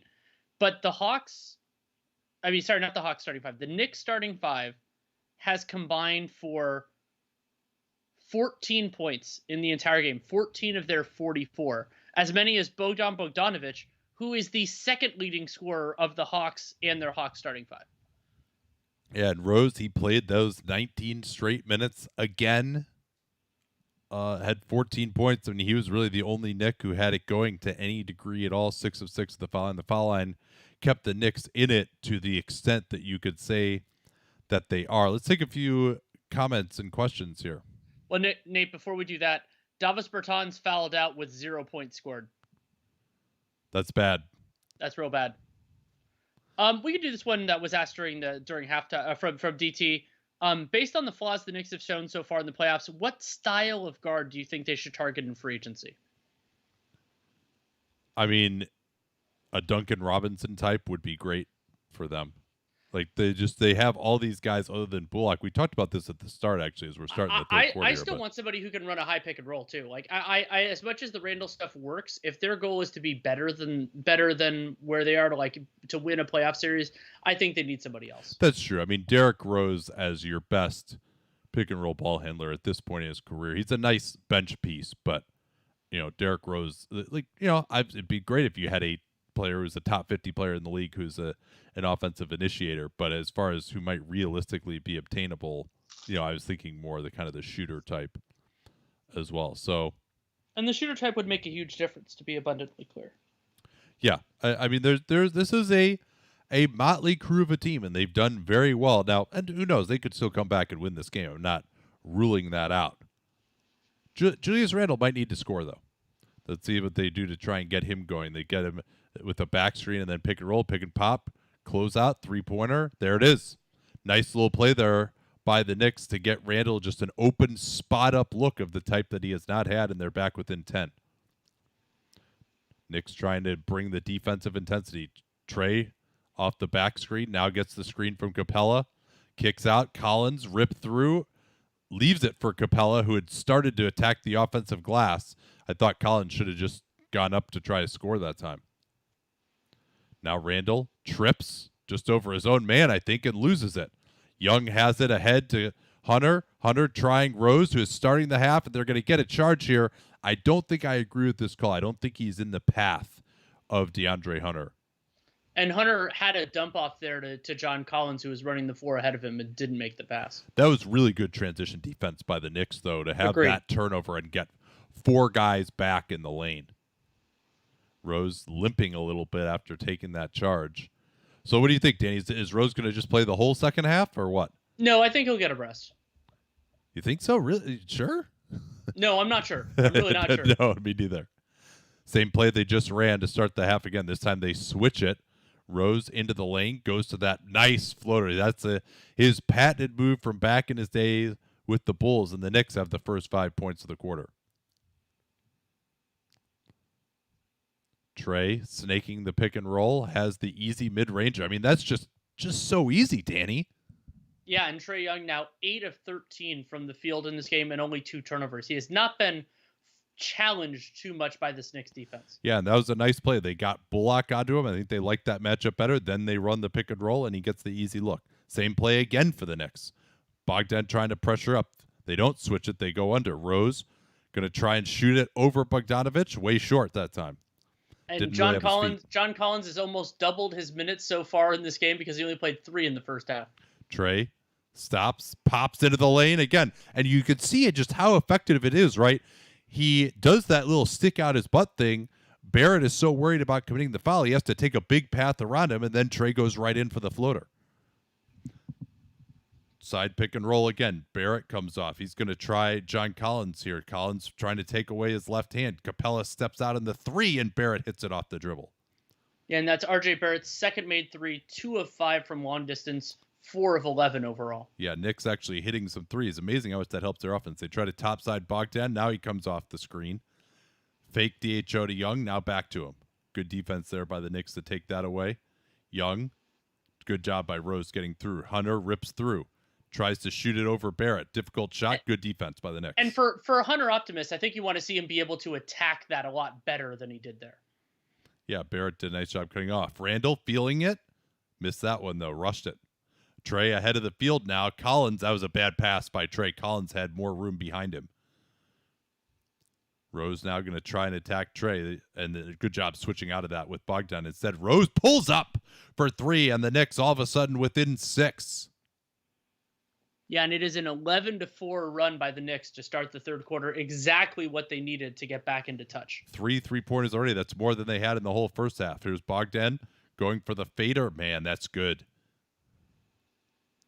Really enjoying seeing Bogdan Bogdanovich's first try here in the playoffs. He's played good defense, and he has been rock solid offensively as well.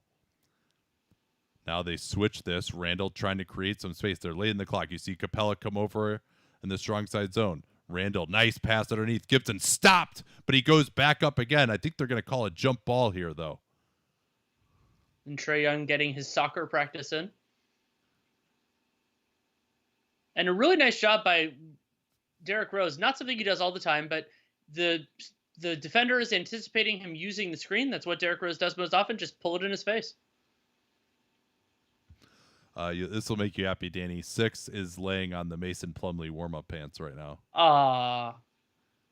And that's God, I haven't seen 6 in such a long time.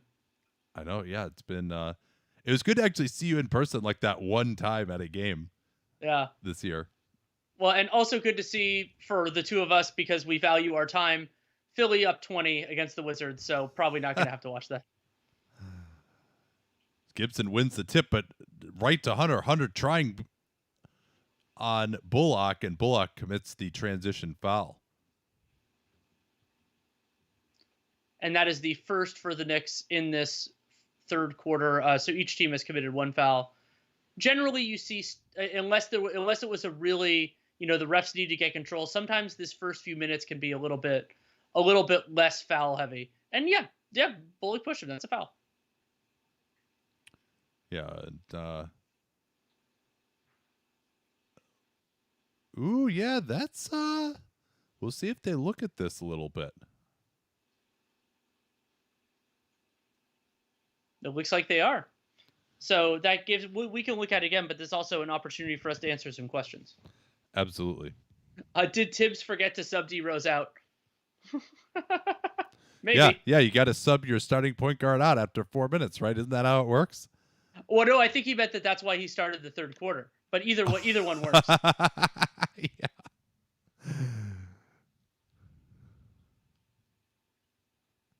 Yeah, that's great. Do you like the Mavericks' chances in a series against the Jazz?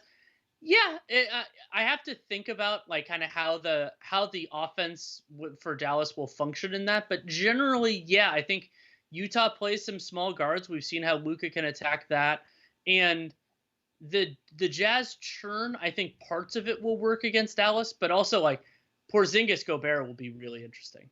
Yeah, I talked about that extensively.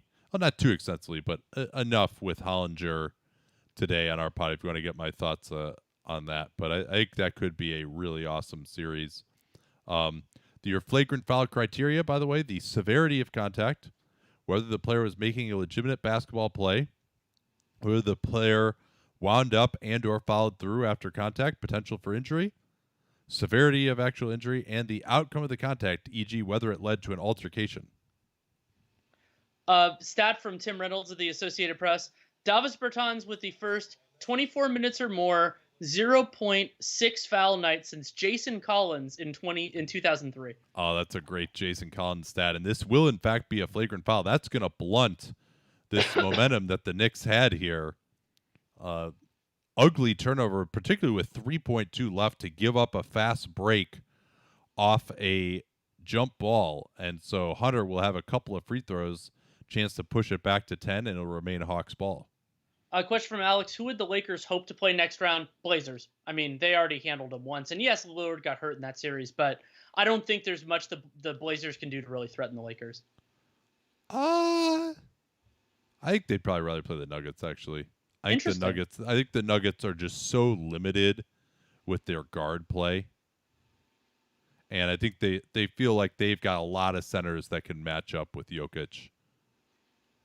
So Hunter hits both free throws.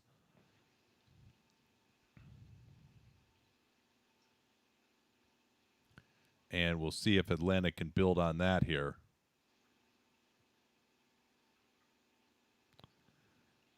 Bogdan comes off the screen, gets Bullock on his back. Nice rebound by Capella. Capella off his leg, they're going to say this is. That's actually one aspect we haven't seen that much of yet in this series is the offensive rebounding from Capella. Rose switched onto by Collins. Now they set the screen involving Trey. No advantage gained, really. Now they set another screen. Collins cuts him off. Still plenty of time, though, here. Rose will take the three over Collins. Good job by Collins. He helps at the nail and then gets out for a good contest. Trey attacking, sets up Hunter in the corner. Perfect decision. And another foul on the Knicks. Hunter, plenty of chance to get into rhythm at the free throw line here. Yeah, Barrett just slammed into him. Yeah, and that could be that for Hunter. I mean, these are his. Are these going to be his 7th, 8th, and 9th free throws? It would seem so. Wow. Yeah, DeAndre Hunter, of course, picked one pick behind R.J. Barrett, although I think went earlier than many would have anticipated. the Hawks identified him. They traded the 8th pick, the 17th pick, the 35th pick, 2 future second rounders from the Cavs, and also took on the $12 million contract of Solomon Hill so that they could draft DeAndre Hunter. He looked like he might be on the path to not being worth that, but started this season off great. Then went, basically almost 50 games without playing at all. Had a bunch of starts and stops to get back into the lineup, but now great to see him here and guarding Julius Randle. Randle to his right, switched on to by Capella. Capella stops him underneath. Randle had to give it up. Now it's Rose. Still plenty of time on the clock. Rose tried to draw the foul and couldn't. And Rose looked like he sprained his ankle. Yeah. And that could be very damaging for the Knicks, considering the workload that Rose has taken on.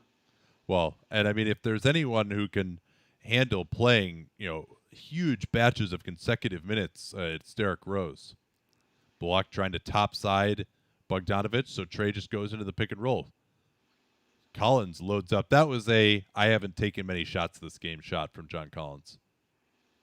Now, a very risky indication. Rose goes in, and he's going to get fouled. That'll be the 4th on Collins. And frankly, the way that Collins has played tonight, that might be a good thing for the Hawks. Yeah, I mean, Collins, he's only played about 9 minutes so far, and they look better without him in the first half. Now, this would be interesting if this is a shooting foul. The Hawks are trying to say he was passing off, and he clearly was. He was under the basket. I don't think that's a shooting foul. Yeah, there's no way that should be a shooting foul, and it's not going to be.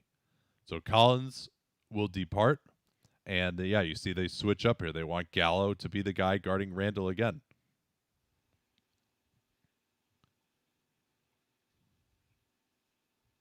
Now Randle against Gallo, tries to cross him over. Young comes over with good help to bother him, and Randle throws it right to Nate McMillan.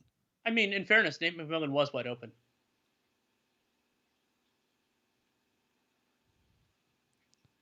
So timeout here, and man, that flagrant foul was huge, Danny. It seemed like the Knicks were back into it, and then that really blunted it, and we're right back to that 12-point lead that the Hawks enjoyed at half. Yeah, I think it was an 11-4 start to the third quarter, which is now 11-10. And so it's back up to a 12-point lead, and it's less time for the Knicks to make their comeback. Oh, that's an interesting question from Joey. DeAndre Hunter or RJ Barrett for the next 3 to 4 seasons? I think I probably would prefer Hunter, although obviously this knee issue has been troubling. But he just fits on most teams. Like Barrett, yes, it's been good that he has been able to improve his spot-up three-pointer this year, but he also is just kind of not great at any one thing. I think I like Hunter a little bit better defensively due to his size, although Barrett has improved there. It's just like the advantage that Barrett has over Hunter is more on-ball skills, but I just don't think that Barrett is so good at those that makes up for the other strengths of Hunter. And Hunter is just, he's got that skill set that could be valuable on any team. Yeah, no, I trust Hunter's jump shot more than Barrett's at this point in time. And also, like, Hunter, going back to his rookie year, he showed a little bit of intuitiveness on ball, like the 2 dribbles and a good decision type of stuff. And, like, if all you're doing is attacking an aggressive closeout, the difference in skill set between those two guys doesn't matter as much. And, yeah, I would take Hunter as well, but it is a close call, and it wouldn't stun me at all to see Barrett be a more productive player or a better one over that time period. Yeah, and also Hunter just plays a more valuable position.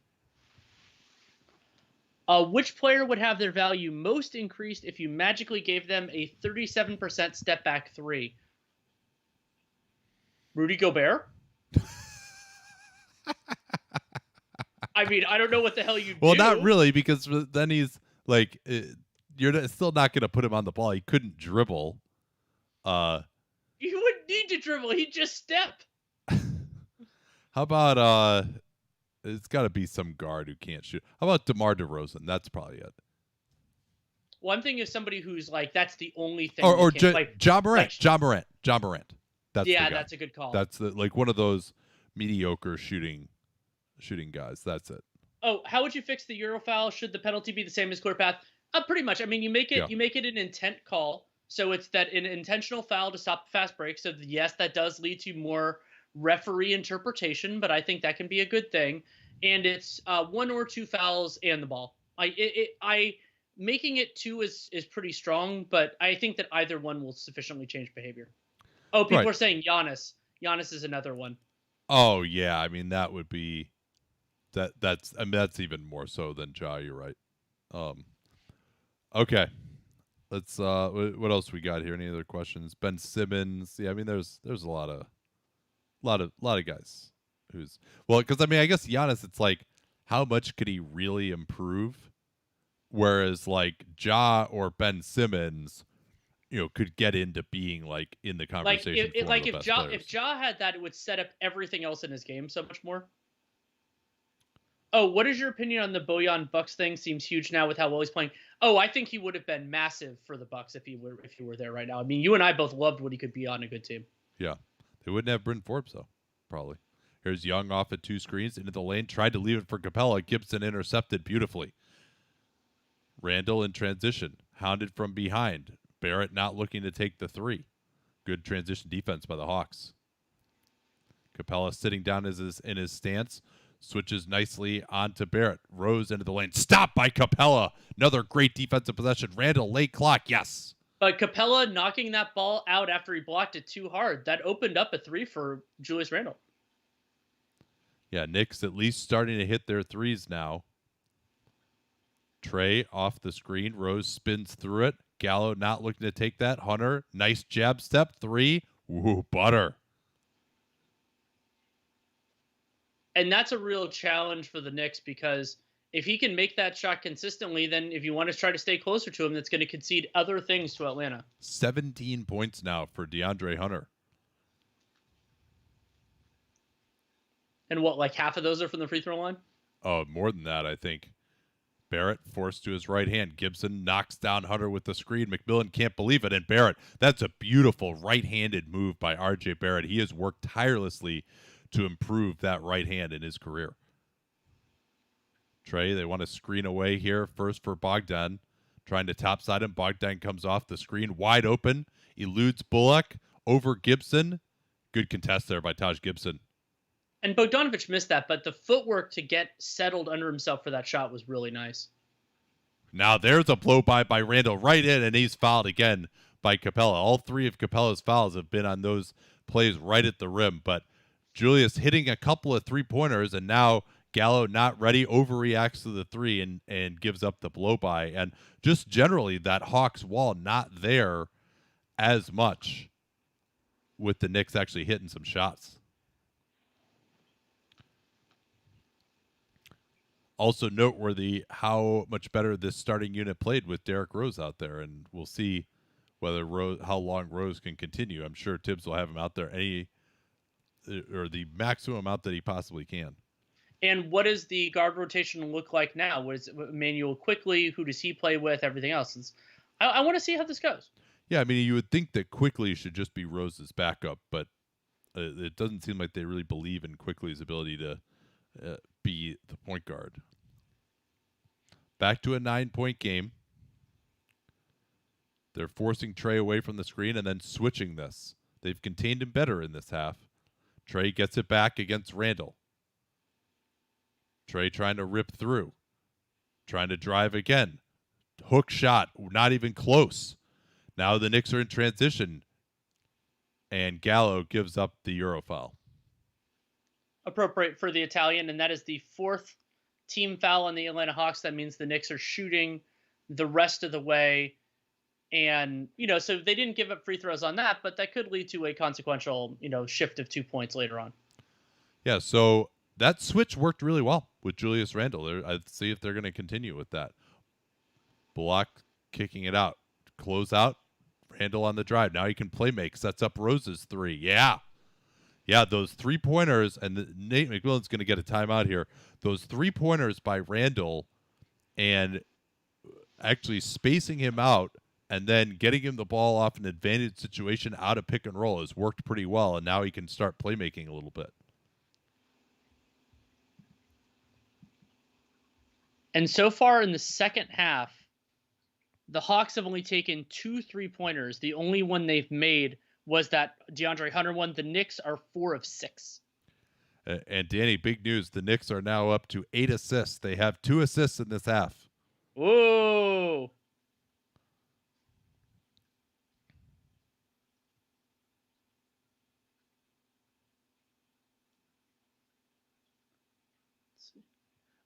Who would have a better chance of coming down 0-2 from 0-2, the Jazz or the Clippers? The Jazz. They're playing a weaker opponent, and remember, one of the losses that the Jazz had was without one of their best players, whereas the Clippers had their full complement for both.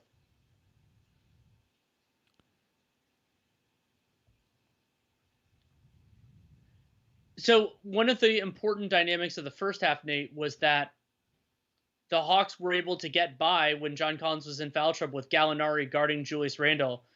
It seems less tenable now, right? I think so. And as particularly when it's just less stagnant and they're actually making Gallo move his feet and not just catch it with Randall just standing right there. Yeah, that'll be interesting. Well, I mean, I think probably your number one thought would be to just go back to Hunter on him, and then you got to figure out who's going to guard R.J. Barrett at that point in time. Maybe that's just Gallo. I guess it would have to be. And, maybe Barrett can do okay against Gallo, but I think Randall getting going is one of the bigger issues here. He still hasn't made a 2-point field goal yet, but it seems like that's starting to come now. And I think also the Knicks have done a better job defensively in this quarter. They haven't necessarily gotten burned by Trae Young on that pick and roll. They're forcing him away from the screen. They got that switch with Randall. It hasn't just been getting completely burned. How does the alleged decreasing viewership / popularity of the NBA affect devoted fans of the game? Should you care? I would say, unless it's dramatic, probably not so. I mean, it does have eventually ripple effects in terms of BRI and the salary cap and everything else. Possibly. I mean, it's complicated in terms of how viewership affects eventual salary cap BRI stuff. But as long as it's at a level where national networks want to cover it, I think that's totally okay. To me, the more interesting kind of question in terms of how it will affect people as a fan isn't necessarily about viewership. It's whether the league changes their approach in regards to how games are aired locally. And so one way to do it would be to negotiate away from regional sports networks. Maybe that is putting everything on one of the streaming services like ESPN Plus or Amazon Prime or something else. And so that could theoretically, it probably replace League Pass as well. That would be something that would totally change things for domestic fans, which would be really interesting. Yeah, and ESPN's new deal with baseball allows them to stream basically any game that they want to, which that'll be interesting to see if that happens. Here's Bogdan for 3. That's not good. Another good contest, but we're going to stay here. Capella with his first impact on the offensive glass.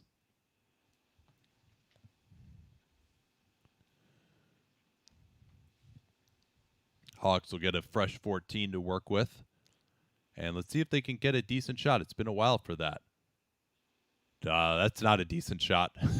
That was a rushed 3 by Bogdanovic. Yeah, he's starting to get a little bit aggressive from the outside. Now Randall attacking Capella. Can he get his 4th? No, he just goes right into him. So that pick and roll, Randall attacking, moving quickly. The pace now of Julius Randle's attacks much improved.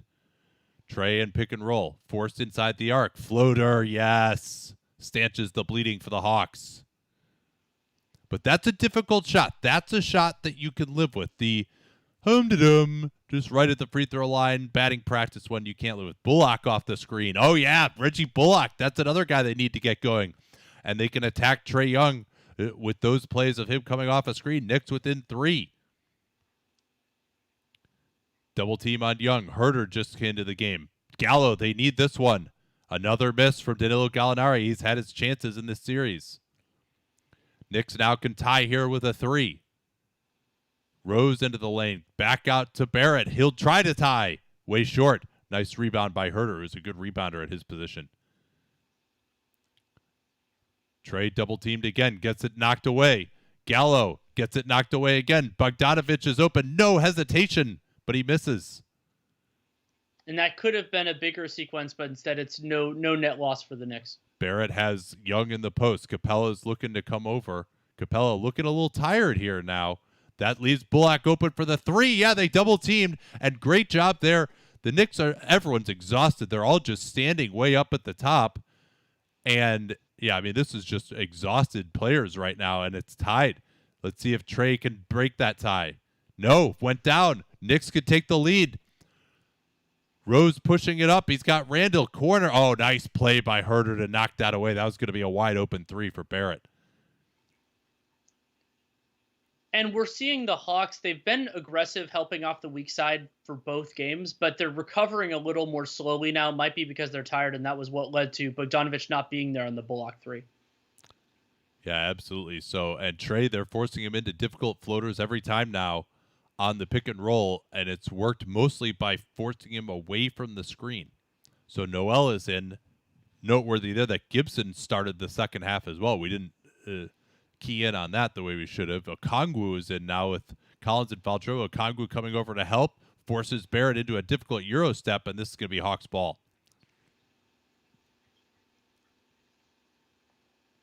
And so now we get to see how many Lou Williams minutes and how successful they are for the Hawks.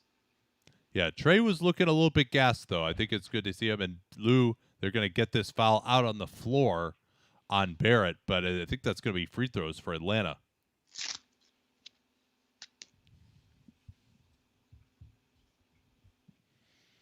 Which coach would you say has the best? We could open this up to the comments too. Of which coach has the best incredulous at a call face? And no, this will not be free throws, by the way. Lou getting to his left hand and pick and roll. Has to loop the pass. Gallo has to step back. Man, Gallo just has nothing in this game. Herter picking up Randall in transition. Randall going to try and bully him. Uses his body. Easy. Yeah, and I believe the Hawks are 1 for 7 from three so far in the third quarter. Yeah, I'm not sure why it was Herter picking him up in transition. But Randall obviously getting off in this quarter. Here's Herter. Oh, just stopped by Noel. But I think they're going to get a foul on Alec Burks first. Yeah, I think they are. And so that'll be 2 free throws for Kevin Herter. And I believe both teams are in the bonus, even though it doesn't show on the graphic. Yeah, Randall, I mean, this is just creating that space on Herter. No problem getting to that step back, which now he's hitting with confidence. And that's also a shorter shot than some of these more difficult 2-point step backs that he's been taking. But good to see Julius Randle finding himself a little bit after a nightmarish first 6 quarters of this series as Herter misses the second free throw. And Rose remains in. He in quickly. Rose attacking and pick and roll. Creates the space easily on Gallo and drains it. Yeah, Gallo is getting lit up here pretty bad. Lou Williams attacking quickly. Goes into him. Another foul. Lou Williams, the master is still the master. Emmanuel quickly likes some of those same tricks that Lou Williams uses, but Lou got him that time. And we're getting closer to an equilibrium that you and I both expected at the start of the series, which was Gallinari not really having a great place to be in this series, and then John Collins not being able to really contain Julius Randle. And so now Nate McMillan has to find a solution. Now, probably DeAndre Hunter is going to be that when they go back to starters versus starters, but fewer options for McMillan than maybe he thought he had at the end of the first half. Yeah, Knicks up by 1 here. Critical last minute of the third. Randall trying to set the screen. Gets it on the roll. Wants to get to the 3-point line. Now he gets past Gallo. Good help from Okongwu. Burks off balance. Now it's Rose stepping back as Gallo stepped up to help. Noel, they didn't hit rim, though. They got time here. Randall attacking. Stripped beautifully. I think it was Tony Snell who got him. Lou for one time. Get it back to him. Snell trying quickly. Isolation is not Tony Snell's game. That is really just Not good play by Tony Snell. Get off the ball in that situation. Randall trying Gallo, and we're going to get a trip underneath. I think they're going to get a Okongwu as Noel tried to run the floor. Yeah, there was some infighting among both of them as they ran up the floor, and Okongwu gets tagged with the foul. First in the last 2 minutes. 9-second differential, so the clock not really a factor. Randall against Gallo. Okongwu is on the strong side zone. Hawks with better balance. Randall into the lane, setting up. And that's what Randall needs to do in that situation is drive to the free throw line, not be deterred by the fact that that guy's over in the strong side zone, and then you can make that pass to the weak side. That's good recognition by him. Lou looking to attack Burks. Pump fake. No, and it'll end the quarter a 1-point Knick lead. Banner quarter for the Knicks, 32 points. They outscore the Hawks 32-18 in that quarter. Yeah, and the revival of Julius Randle after a brutal first half. He makes 4 shots from the field and gets to the free throw line. He looked a lot more like himself, and that is so essential for the Knicks moving forward. Yeah, Hawks only 1 made 3, and more importantly, only 7 attempts. 1 out of 7 from 3 in that quarter after they were 9 out of 25 in the first.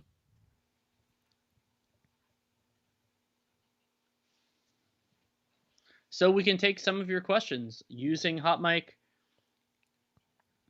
Do you think the Mavs would look better or worse versus the Clippers if you replaced Luka with a 27-year-old Harden?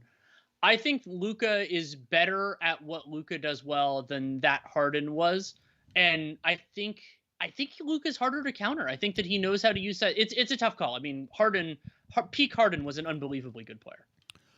Luka just has more variety to his game, right? Like Harden didn't have this post game, he didn't have this floater game. At that age, I think Luka is actually a better finisher around the rim, less reliant on foul drawing.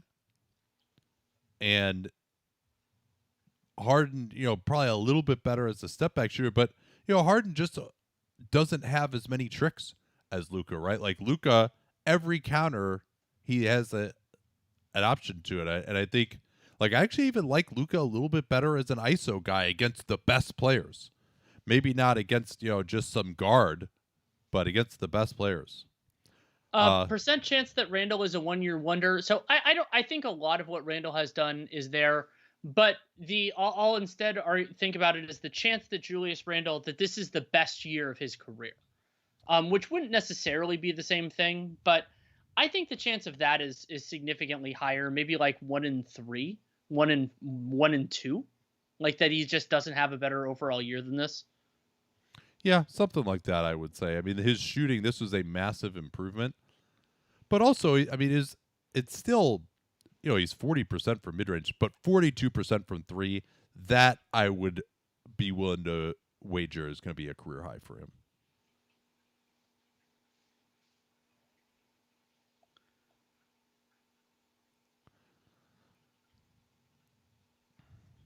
Chances Kawhi leaves the Cavs. I really don't know. I mean, the Cavs. Sorry, the Clips. I mean, chance he leaves the Cavs are, I guess, 0% because he can't leave somewhere you are not. I don't know. It's always harder when a player chooses their overall situation, but so it's not the same as when he was traded to Toronto when they won a title. Obviously, also because they're probably not going to win a title this year. But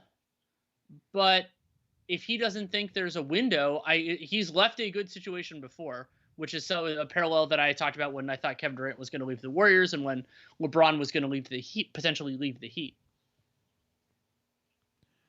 Yeah, it's just this whole home thing and him wanting to be home as we're back here for the fourth quarter now. So when he takes the minimum to play on the Lakers? Or, sorry, the mid-level exception, I guess he could take? Yeah. Man, if he leaves, though, wow. As much as they traded to get him, that's pretty insane. Toppin is in now guarding Gallo, with Randall getting a little bit of a rest, and it is quickly at point guard, so no Elfrid Payton at all. Gallo, they desperately need this, and man, he's just missed so many of those in this series.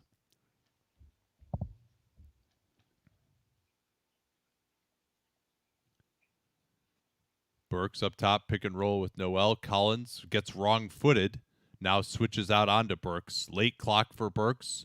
Tries to attack, three-pointer. Alec Burks gives the Knicks a 4-point lead. Collins wanted to post up early. They didn't see him. Lou rejects the screen into the lane. That deflected pass prevented the open three from Herter. Collins handing off. Herter now switched onto by Noel. Noel hounding him from behind. Bad gamble by Noel, but Toppin cleans up underneath, and now the Knicks are in transition. Toppin running the floor. Uh-oh. Woo-hoo-hoo! That is the exact sales pitch for Obi Toppin. Makes a defensive play, and he runs the floor really hard, gets the dunk. Yeah, that was beautiful because Noel gambled and lost going for the steal, and Toppin cleaned up his mess. They got to get Trae Young back in here pretty soon, I think. Lou in the corner. Pump fake, three. That misses. Collins trying for the offensive rebound, and he's picked up his fifth. Quickly went down and sold it. And this has gone about as well as what you could imagine for the New York Knicks, building a 6-point lead in the early going of the third quarter.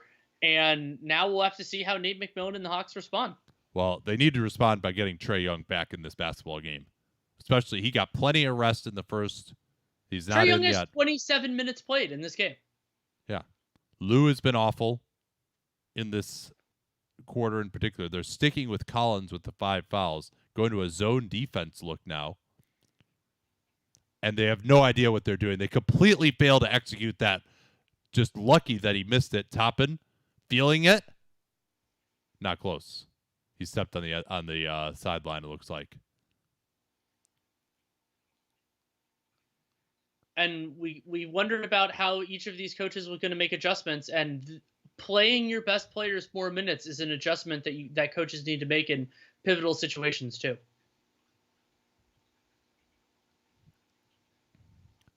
Lou Williams continuing to run the offense. Collins is out. Capella returns. Good defense there by the Knicks. No advantage gained on that pick and roll. Gallo, can he finally make one? Yeah, they needed that one desperately. He came off the screen on the weak side. And Danilo Gallinari now 2 for 8 from 3-point range, and he's only taken 1 2-pointer in this game. 6 points, 5 rebounds, 4 assists. Yeah, and that was nice. Sorry, that was nice recognition by Lou Williams, who came in and set that screen for Gallo, knowing that Toppin had sucked into the lane to protect against the drive. And so now we get to kind of see how quickly do both of these coaches go to their best guys. We're 10 minutes away from the end, but getting a win here is gargantuan for either team. For the Hawks, it's to go up 2-0 before you have 2 home games, and for the Knicks to gain a sense of control in the series. I think it's possible there might be some Knicks fans in Atlanta. Oh, yeah. But there will be some Hawks fans, too, to be sure. So, some is doing a lot of work in that sentence. What we got for questions here? From Peter, are you generally seeing worse shot quality for the Hawks this half? Are they missing the same shots? I think it's a little worse, but they're also just missing more. Hollinger's talked about it as the Knicks Jedi mind trick 3-point defense. I think there has been a degree of that, but I think the looks from Atlanta have been a little worse. Yeah, absolutely. I mean, the Trae Young hasn't gotten any threes either that have been good looks. Bogdanovich was getting open coming off of screens. I mean, how many times have the Hawks gotten in the lane and actually like kicked out for open threes? Like very few times so far. So yeah. Hilariously, the Knicks, remember when they were 2 of 12 to start the game in the first half? They're now shooting 42% from 3. They are 8 of 12 in this half. Wow. Somebody asked where our score bug is from. That's RT Hoops. RTHoops.net. Yeah, actually, please remind me, Danny, to take those off if it gets close, because sometimes it can be a little ahead of our cast. Yeah. Yeah. Tim Hardaway Jr. contract expectations. I'm thinking he gets between 18 and 20 million, but it might be a little less than that. Yeah, that's going to be fascinating, and much depends also on how deep this Dallas run is. Yeah. And while Hardaway Jr. is a type of player that is useful, it's not the type of thing that teams usually fall all over themselves to bid on. However, there aren't really that many top end guys, and there are a lot of teams with space. So it could end up being that like Powell and Hardaway get more robust markets than players like them would usually get. Yeah, and worth noting that the Mavs getting useful play out of Hardaway these last couple of years, that's got to go into the factoring of that trade with the Knicks as well, which seemingly yo-yos back and forth of who won that trade depending on whether Dallas has won their most recent game or not. Flying from New York, from Smokey, flying from New York to Atlanta isn't that much more expensive than buying a ticket in New York. Yeah, that's actually a similar dynamic that happened at times in the Warriors-Cavs NBA Finals. It was cheaper for Warriors fans to fly from the Bay Area to Cleveland and buy a ticket to a game at their arena than it was to get a ticket at Oracle. Okay, let's see who is back on the floor here for these teams. Sticking with the bench for Nate McMillan. Quickly in pick and roll. Swings it to Burks. Burks tries Capella. Put in by Noel. And I think that's an overhelp there to me by Tony Snell. Standing at the nail. That's just not a good enough closeout. Now Herter has to lob it way back up, and it's intercepted. Quickly looking to attack. Toppin coming in. Oh, and he's clubbed by Gallo. And this is exactly what Nate McMillan, like, that's why you don't keep your bench guys in just because Gallo makes a three to cut it to three, is they were getting outplayed by the Knicks, and now the Knicks got a couple good opportunities during this extra time. Toppin going to the line. His line so far, 7 points, 2 of 3 from the field, including that made three, and he misses the first free throw.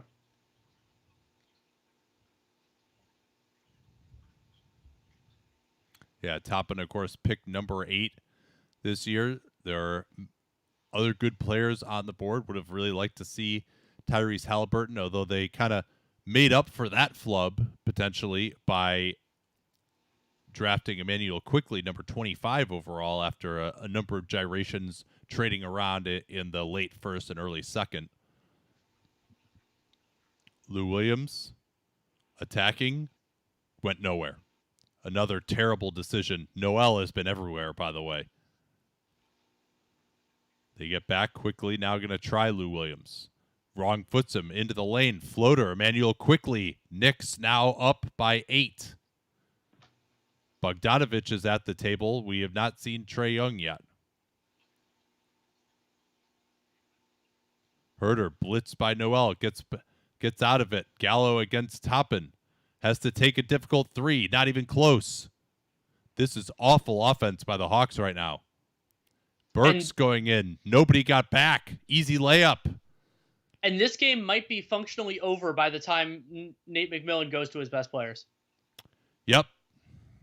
It was 81-78. That's when they clearly should have gone back to Trae Young.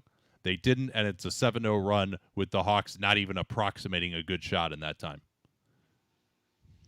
Yeah, so now it's 88-78 for the Knicks.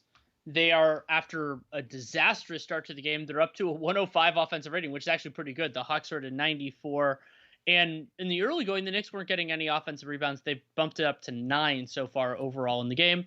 We can get to some of your questions.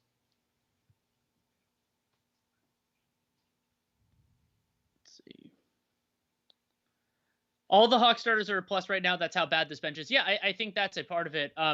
Now, all the Hawks starters minus John Collins. I mean, if you want to talk about plus players, I mean, technically speaking, Capella has a negative plus minus, and John Collins does as well. John Collins has only played 10 minutes, but yeah. Yeah, I mean, credit the Knicks defense for being much better in this second half, though.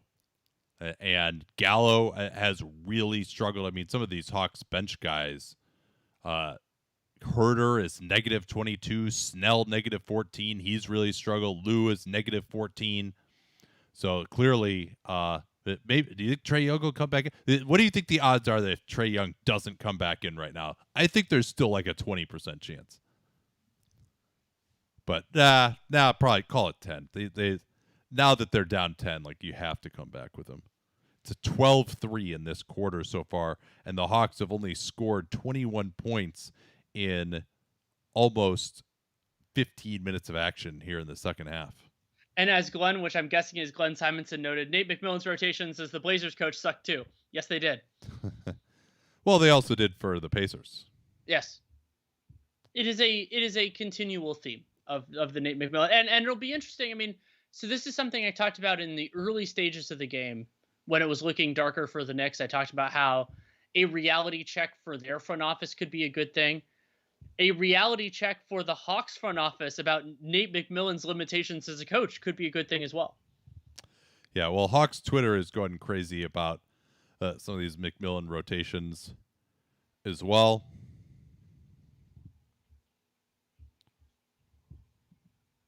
Let's see. The difference in playoff quality between this and the West Series large gap. Yeah, absolutely. And that was something that you and I fixated on when this series ended up happening. And granted, Miami has not looked nearly as good as we expected, but it has led to a more fun series. I mean, if either of these teams, if they had been facing superior opposition, we probably would be getting less engaging content. No, that's true. And I mean, from an entertainment standpoint, I'm glad that we saw, well, at least early on, I should say. I mean, it kind of would have been nice maybe to have Miami in this series and winning it and then be able to give at least a decent series to Philly in the next round, because Philly is just going to destroy either of these teams, I think. Yeah, I agree. So Trae is back in. Knicks fans not even close to sitting down, but Trae's got a lot of work to do at 8:34, down 10. I'm cracking up again at that Nets Celtics game being on ABC on Friday. They disguise the double screen. Trae gets forced away from it, quickly denying out on the floor. Noel gets a hand in to poke it away. Bullock takes it away, but he's going to get a foul call here. That seemed pretty clean to me. Yeah, maybe he's really like up on his back. Yeah, Trae knew he had lost it and tripped himself. That's a bullshit call. Sorry for whoever that guy was who's asked whether we swear on this or not. I don't know that they asked with judgment involved. I think they were just interested. Well, and this is also showing the fallacy of starting Peyton at this point. Like, Quickly is doing great as the backup point guard. Noel has been great with these hedges, like getting a little as Herder. Wow, that is out there. Deep. I mean, still though, the Hawks, like, that's, you can't make a living on that shot if you're the Hawks. Noel, he's got such quick hands though. He's really disrupting the ball handler on these hedges. Spain pick and roll. That leaves Burks wide open. Herder on the glass saves it. Herder again. We mentioned it before. A good rebounder. Now they get a chance in transition for once. Noel is out of position and he reaches in with a bad foul. And that all, as Bullock is saying, hey, where were you, man? And are they calling that a shooting foul? Man, if Trae really managed to get that off, he's just got preternatural foul drawing ability. Knicks definitely very. What? I know that I saw them lining up the free throw line. Like, that was not a shooting foul. Yeah, I'd like to see a replay of that one. But yeah, I mean, this is a huge stretch with 5 quick points for the Hawks. They're right back into contact here. Rose trying to warm up. Noel is out as well. I think part of why he's out is that he just wasn't in position on that screen. I was starting to say that's what transition is about, right? You're Nerlens Noel, he's just 2 steps late on that hedge. Trae gets around him and he commits the foul instead of forcing Trae to pick up his dribble. High pick and roll. Trying to re-screen. Rose engages Capella, shoots the mid-ranger over him, way short. Gibson, offensive glass. Collins is back in, trying to avoid his 5th. Toppin, great pass fake, open. Oh, just rims out. Capella with the board. Now Bullock is behind the play. Capella sets the screen. That leaves Bogdanovich wide open. Oof. What were you going to say there, Danny? I was going to say we could see Tibbs making the other mistake that coaches do, which is attributing like Toppin to the success of the backup unit to Toppin and keeping him in too long. Yeah, Randall looks like he's headed to the table right now. Here's Trey. Floater. Curls in.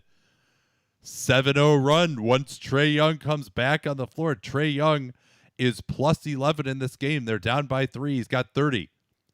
Spain pick and roll. Rose. Stopped by Capella. Kicks it out. Toppin going to try and drive. Capella takes the charge. Yes. And now the Hawks have an opportunity to tie the game. We talked about how it might be over, how it might have been too late, and well, it wasn't too late to bring the starters in. It was still later than it should have happened, but not too late. Yeah, that's a tough one on Toppin. He's again kind of Capella not quite in his path. If you look at it from the side angle, you don't see it as much directly behind you. That top angle rarely lies on those plays. So now Atlanta a chance to tie it with the 3. Young off at 2 screens. They don't direct the ball. Capella coming in. Easy layup. And again, they did not control the ball with Trae Young. Got discombobulated, and then Capella was wide open. 9-0 run.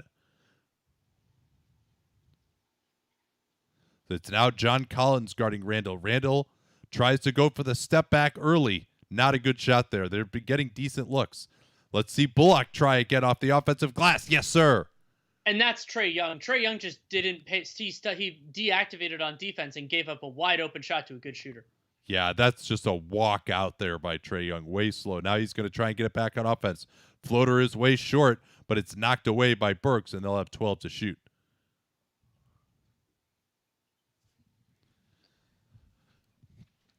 This delightfully flawed series coming down to the end once more. Hunter is in as well, and we'll see what the matchup is going to be. The Knicks don't have Barrett in the game right now, but if they go with Hunter on Julius Randle, then what do they do with Collins? Bullock trying to deny Trae. Trae stuck in the corner. Can't get out of it. Fouled. They got a foul here. I think they're going to get Bullock on this one based on the angle of the official. And I believe this is the 4th team foul on the Knicks. And I believe all 4 of those came since Trae Young entered the game, and now the Hawks would be shooting free throws the rest of the way. Yeah, again, Trae got the arm up there a little bit around his neck when he ripped it away. Bogdanovich getting Burks on his back. Nice screen off by Capella. Beautiful Gortat roll. Legal that time. And Bogdanovich snaked in for the layup. 2-point game.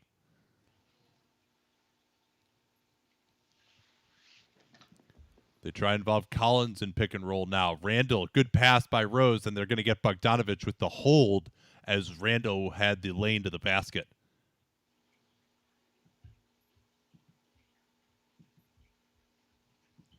Yeah, once you get that defender on your back, as Bogdanovich did in pick and roll, the whole court opens up for you.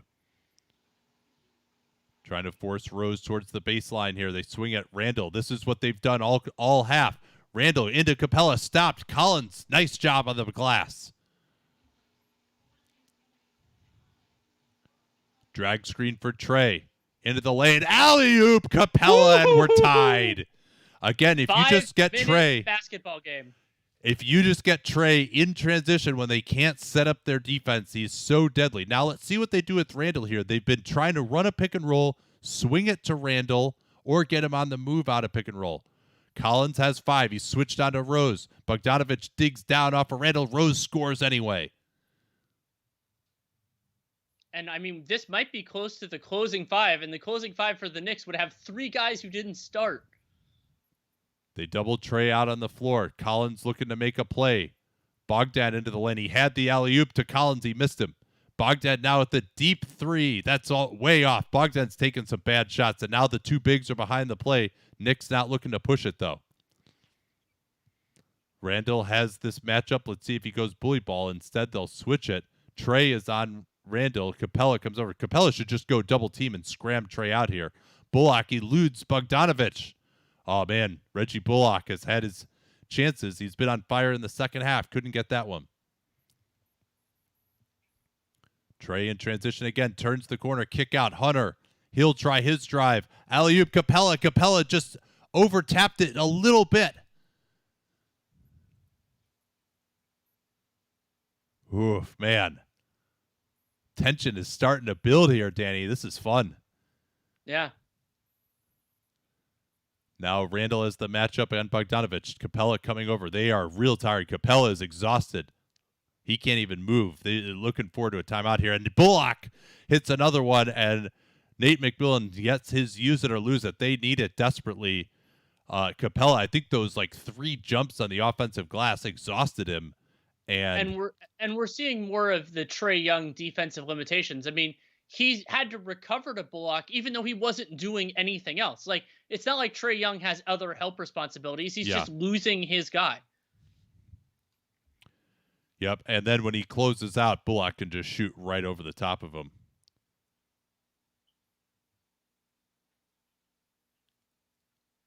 Oh, reminder, thank you to Newt taking down the stats in the Twitter feed. Oh, yes, I shall do that right now. Good call. From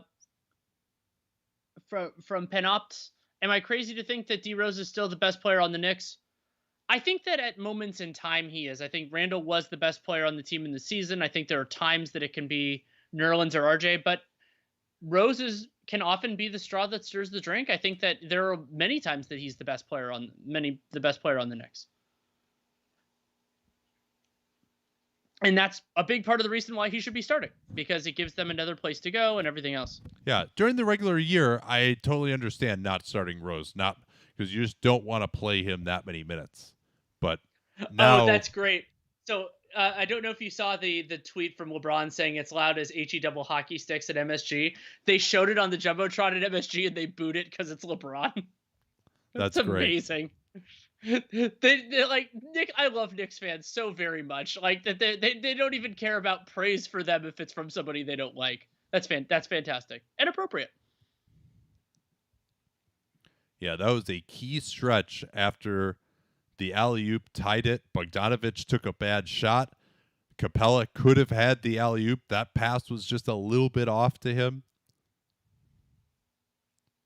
Yeah, Bogdanovich has been on fire for 2 months, but some of these shots have been pretty speculative in this second half. Agreed. And so now with 3.5 minutes to go, rough assumption is a possession every 30 seconds. So it's about 7 possessions for the Hawks to make up 5 points.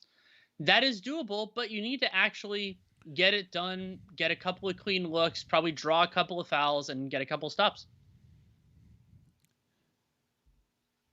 Yeah, that Bullock 3 was enormous. He's been ridiculous in the second half, shooting the ball.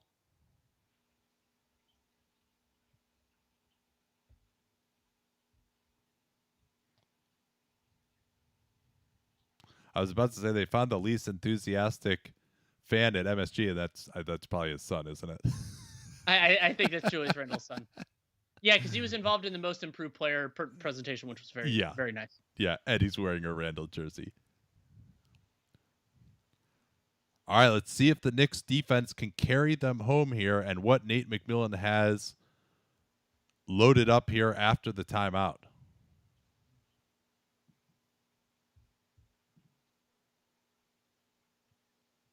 Looks like they're setting up a Spain pick and roll.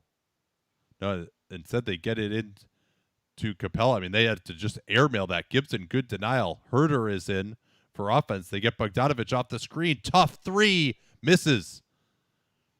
That was the play. Bogdanovich has been hitting those, but that was a very difficult shot. They've got Hunter at the 4 now with Collins out. They've not gone to this alignment yet. Gibson, playmaking out to Randall. He's going to try to create the space. Big shot off the heel. Rebounded by Hunter. He did well to get back into the play. Trae Young in transition. Off the screen, double teamed. Hunter is wide open. They mess up the coverage. Oh, man, another missed 3. The Hawks just have not found the range from downtown here in the second. as the Knicks have been on fire. They've had 2 chances here. Yeah, and the Jedi mind trick 3-point defense has really been in full force for New York. Rose rejects the screen. Bullock run off the line, kicks it out to Burks. I thought he had an easy 2 there. I don't know why he didn't take it. Now Burks shoots it over Trey, and we're going to get a loose ball foul on Julius Randle trying to box out DeAndre Hunter. So in this second half, the Hawks are shooting 3 of 16 on threes. The Knicks are shooting 10 of 20. Wow.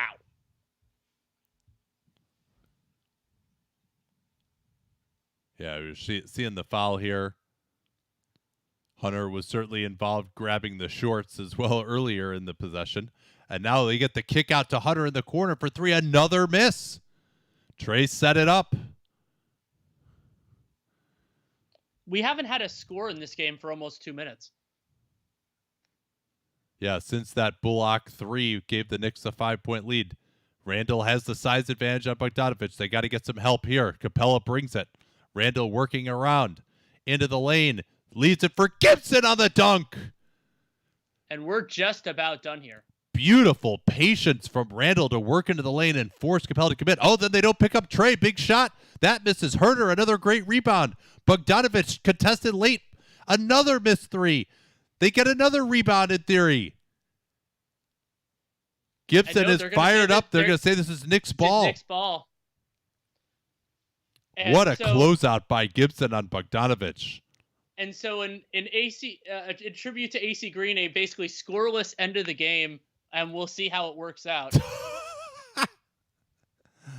Randle sets the screen. Bogdanovic tried to flop, and Randle goes around Capella.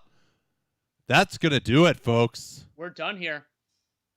We're going to go 1-1 to Atlanta. The Knicks get a win. I'm a little bit sad that we can't hear the MSG crowd. I'm sure they're going absolutely crazy.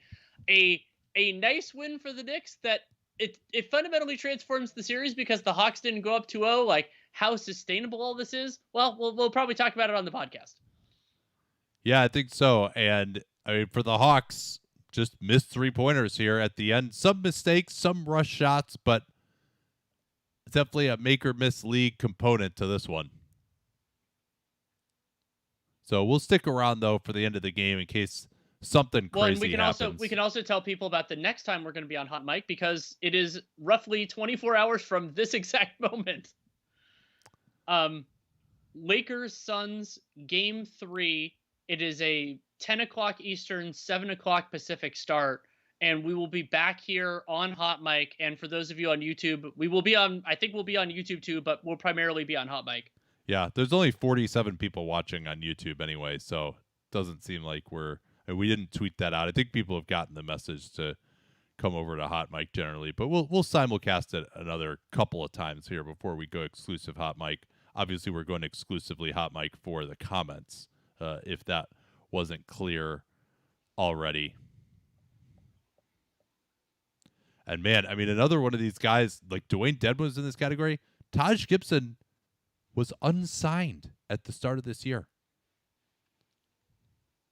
Spike Lee giving Trae Young a little high five. Hawks have one more chance here. They basically got to get 3 threes in their next 3 possessions, and obviously force some turnovers, which they're not the best at.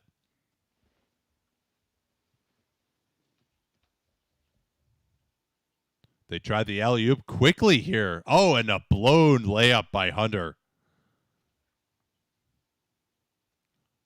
Randle now will dribble the air out of the ball. They try to double team him. Randle picks up his dribble. He's got Burks open easily. Wide open. Burks totally missed Taj Gibson for an alley-oop, but that's fine. Taj got the rebound.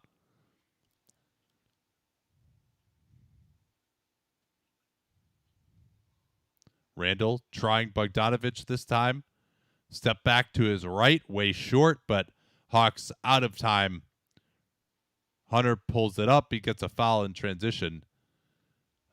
And the Hawks got to see a 3-point shot go through the basket. It didn't count, but they got to see it. I mean, it's crazy that like their only 3 that they've made in this stretch was that Herter 3 from almost at the logo. Yeah. Yeah, so the Hawks get the 2-for-1 with that foul, but Unfortunately, they need about 5, and What? Hunter missing that free throw doesn't help matters.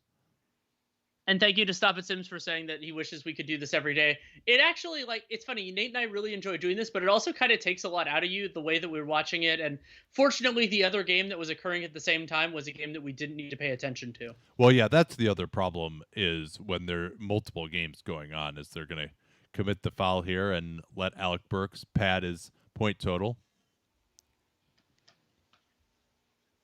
So really, the Knicks doing it with defense and forcing some missed threes as well. I mean, Atlanta, what are they now? They are 12 of 44 for the game, and they were 9 of 25. So they're 3 out of 19 in this half. Hawks had a foul to give, and so it'll be. For the love of Taylor Jenkins, don't commit a foul here. Yeah, they're going to pass it around. Hunter tried to foul, and the referee was like, no, I'm not going to call it. You shouldn't be fouling here. You're down 8. And also good to see that we're going to have at least one more game in this series back in the Garden as well. Yeah, my instinct is this is going to be a long series. I think we're getting 6 or 7 here. Yep, I picked it Hawks in 6, and I think I'll probably stick with that. I think the Hawks have looked a little bit better, but I do credit the Knicks defense. They finally found something in the second half against Trae Young.